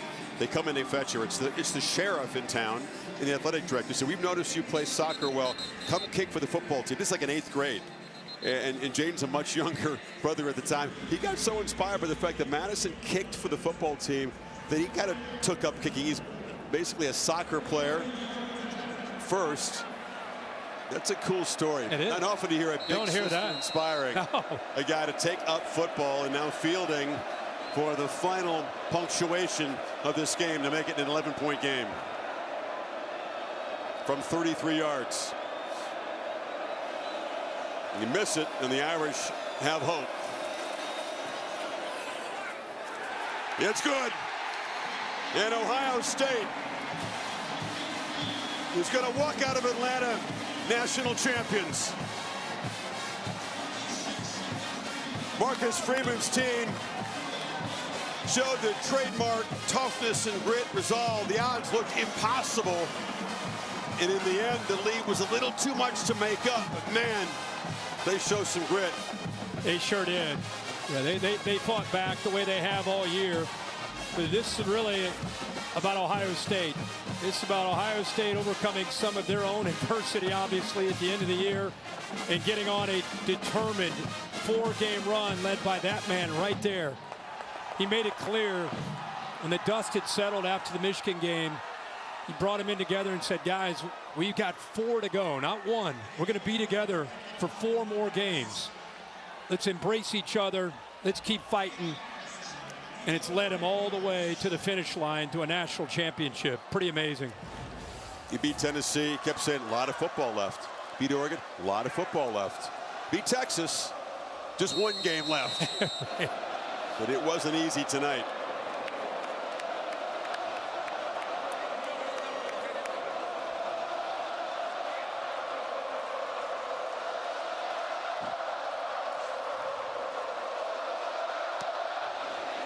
You saw Ryan Day. We've talked about the masterful job that he did getting his team to reset, and he's going to join that list of Ohio State national championship coaches. Paul Brown, Woody Hayes, Jim Tressel, and Urban Meyer, and now Ryan Day.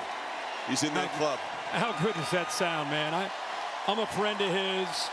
I'm very objective and try to be as fair as I can be, but I hear the stories behind the curtain. I know what he and his wife and his family go through, and it's really it's tough, man. It's tough to be a coach at a premium school where you're expected to win every game. He handled it with such class, and he gets on top of the mountain. Leonard to Love, who swarmed and dropped behind the line. We'll see if that is final play.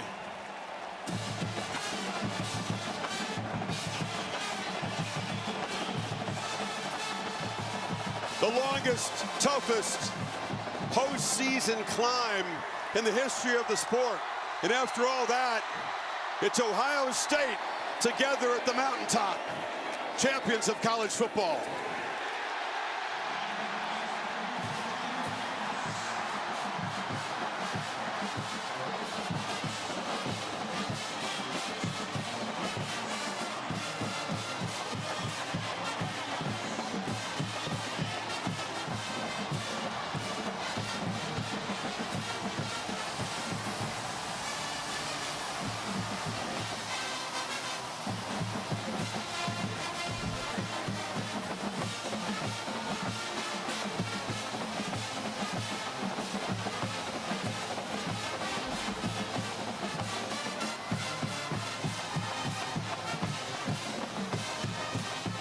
Massive respect between these two tremendous leaders.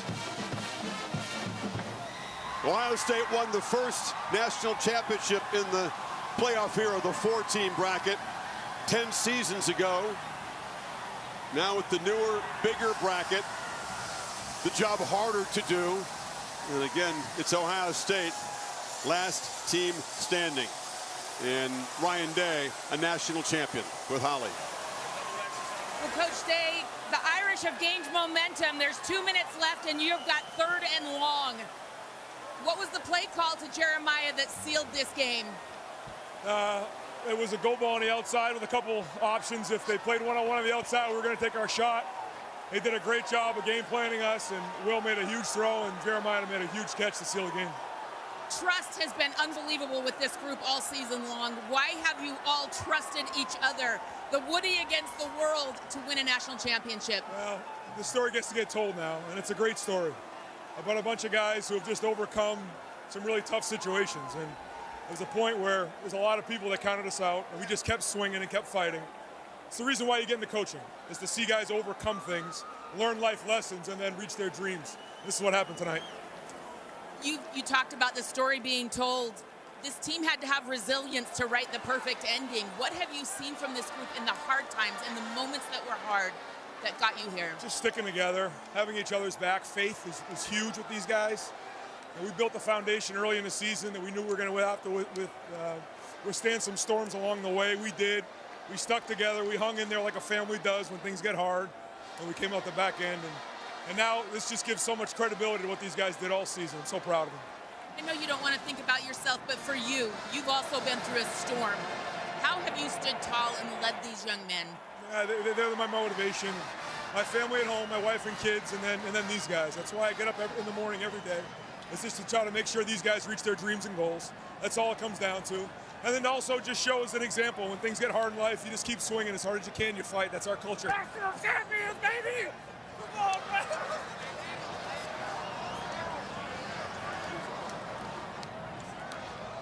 Go to Molly. Well, you did it all today. Completing passes, running with the football. How would you describe the determination that you played with, especially when Notre Dame was threatening? I mean, you got to give all the credit in the world to those guys, man. They fought their tails off, and we knew they were going to. We knew they were going to come back and give us a fight, man. But, you know, first and foremost, I got to give the glory and the praise to my Lord and Savior, Jesus Christ, man. I wouldn't be here without him. I wouldn't be here without my teammates, without my family, without everyone that bet on me back in Downingtown, Pennsylvania, man, I'm at a loss for words right now. Speaking of your teammates, Quinshon Judkins with 3 touchdowns, Jeremiah Smith with kind of a game-clinching explosive play. How was your offense in control all night?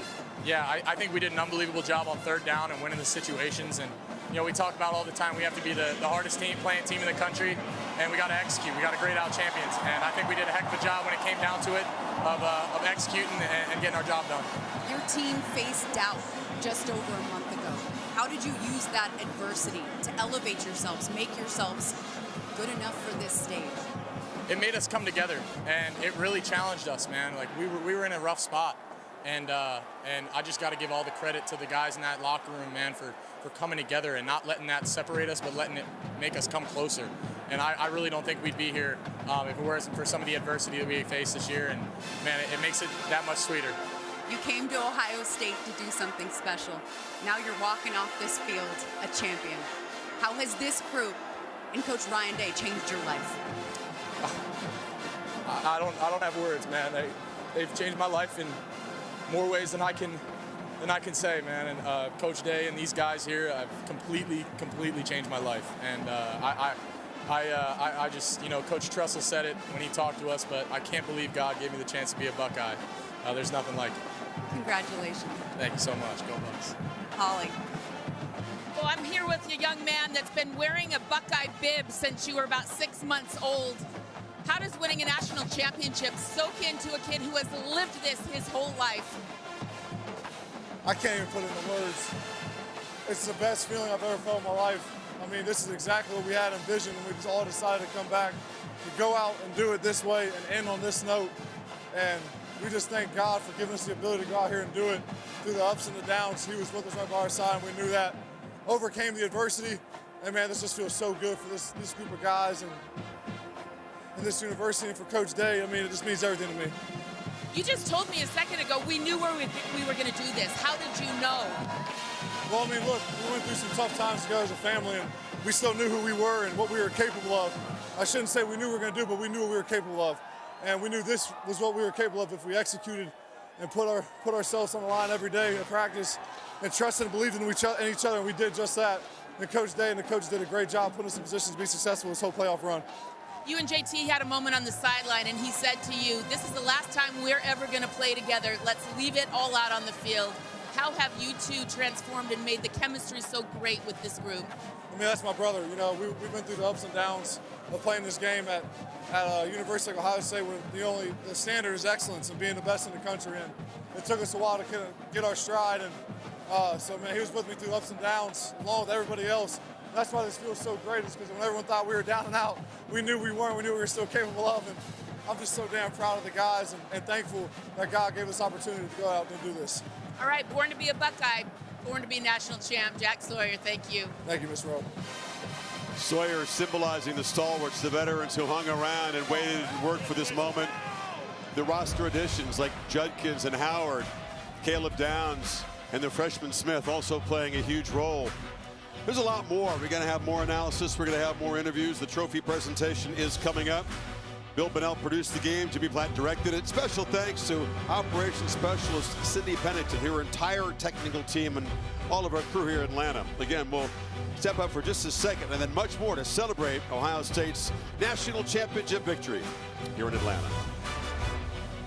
Thanks for watching a special presentation of ESPN, home of the College Football Playoff National Championship game, presented by AT&T.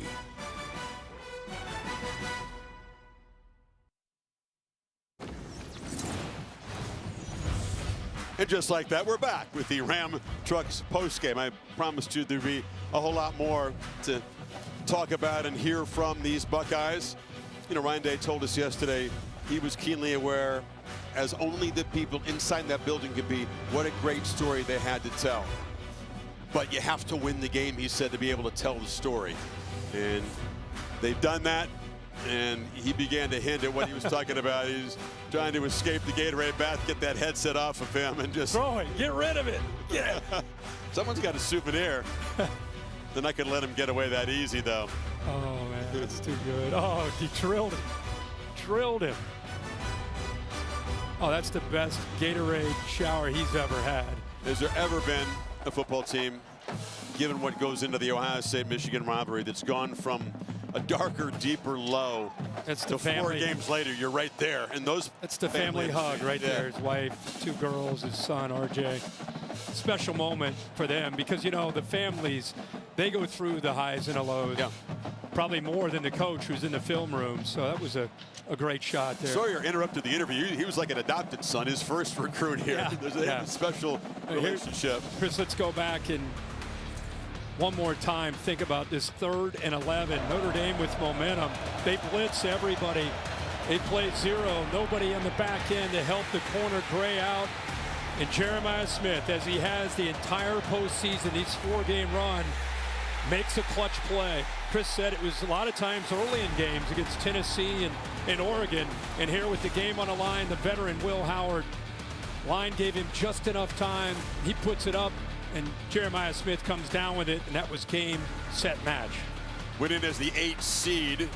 Seeds didn't mean much. They're favored in all their games, but they beat 2 SEC teams, sandwiched around, paying back the Big Ten champion Oregon Ducks, and then got a real battle for all 60 minutes from the Fighting Irish here. Ohio State fans, congrats on winning the championship. You get all the official locker room merchandise right now with the CFP official online store. That's powerful.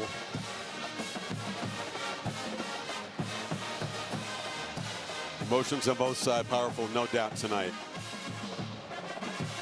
Much more to come here. Scott Van Pelt and company will play a part in that. Ohio State, last team standing. Picture of resilience. Scotty, to you.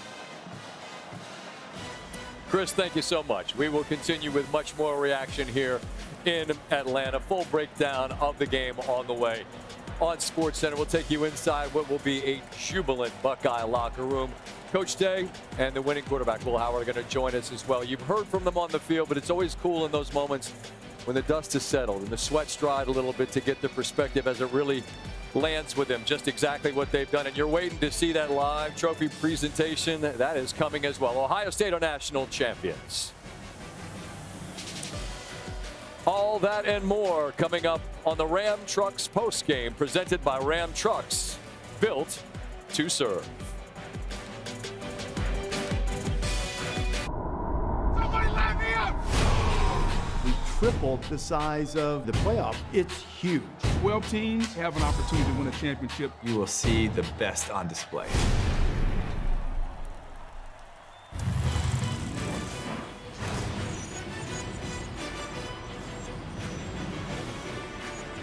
Welcome back to the Ram Trucks post game. Scott Van Pelt here in Atlanta. We've gotten to the finish line of this first 12-team playoff, and the last team standing, OHIO, national champions yet again. Tested, shaken after the loss to Michigan, but they roll to the title. And it's time to hand out the hardware and get it over to Reese Davis. Reese? Scott, these Buckeyes have been patient. We're waiting for this trophy presentation. First, let me say congratulations to Notre Dame. They showed tremendous fight. But Ohio State answered every challenge, and the night is bathed in scarlet and gray. Ohio State, you're national champions. Now let's talk to the players of the game. First, the offensive player of the game from the national championship game is Will Howard. Will, where are you, man? Here he is. Will, you had your first 13 passes tonight. Amazing precision execution in the early going. How would you describe what the game plan was like right out of the gate? Well, man, before I say anything, I just got to give my Lord and Savior, Jesus Christ, all the glory and all the praise, man. Amen. Amen. I wouldn't be here without all these guys in front of me, man, my family up there, everyone back in Downingtown. We came out and we talked about being the hardest playing team in the country and executing. And grading out a champion. I think we did an unbelievable job of executing tonight. And the final play, the one that really decided the game, the long pass to Jeremiah Smith. Tell me what you saw. Man, they were running man coverage, and I said, hey, I'm gonna go let this thing loose for number 4 and let him make a play on it, man. And that was an unbelievable play call, man. That took some nuts to call that, so that was a fitting way to end it. while we were waiting to do this ceremony, I saw you standing in the back, looking to the sky. What were you thinking about? It's just surreal, man. You know, when I came here, I talked about winning a national championship, and it's just surreal, man. God is so good, and I just love these guys. And man, I'm just so glad that God gave me a chance to be a Buckeye. There's nothing like it, man. Congratulations, Will Howard, the offensive MVP. Now let's say hello to the defensive MVP, one of the leaders of this team, Cody Simon. Cody. Hey, the defense after that opening drive that Notre Dame had really shut them down for a stretch and allowed you guys to take control of this game. What was working for you defensively? You know, we had that never give up mentality. You know, they had a good drive, but we come back and keep playing. Never give up, keep playing all the time. But I just want to say, the Lord did something special on this team, and we're just so thankful. Everyone on this team, we all bought in, and I just love every guy out here who put all the work in this whole year. I think a lot of people saw, whether it was on social media or through the comments that you guys made in post-game interviews, about the spirituality on this team. What impact did that have on helping you play your best when your best was demanded? You know, it brought us all together. We can all trust each other with our lives right now. And I think you saw it on the field. Everyone trusted everyone so much. We give 100% effort every play, and we just wanted to get a job done, and we got it done. What was the feeling like when Notre Dame closed the game to one possession and you guys needed to make one more play? Yeah, I mean, a little nerves, but I trust in our offense, trust in special teams, trust in defense, because we put the work in all year. So I love all these guys out here. I appreciate all of them. Congratulations, Ohio State national champion. And this second time we've bet on the trophy, another individual award for you. Congratulations. Now let's work through here. Where is Ryan Day? Right there. There he is. You're wet with the Gatorade bath. You won the national championship. How would you describe this moment? Yeah, it's hard to describe. There really wasn't a lot of people that maybe saw this vision right here, right now, but this group of guys did. This group of seniors is very, very special, and now they're going to be able to tell their story because it is an amazing story.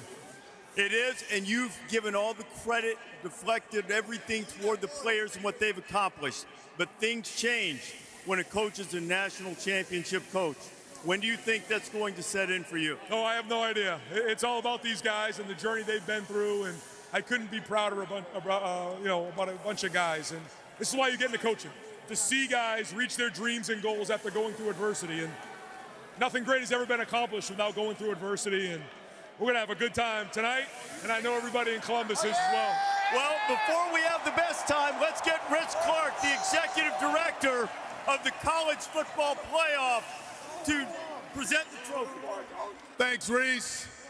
As we conclude this first ever 12-team college football playoff in front of these amazing fans and viewers around the world, I want to say congratulations to both of these teams for the character, the perseverance that you displayed, not just in the playoff, but throughout the whole season to get to this game. And now, on behalf of the conferences and the institutions that administer the college football playoff, it is my honor to present to you the 2025 College Football National Champion, Coach Ryan Day and the Ohio State Buckeyes.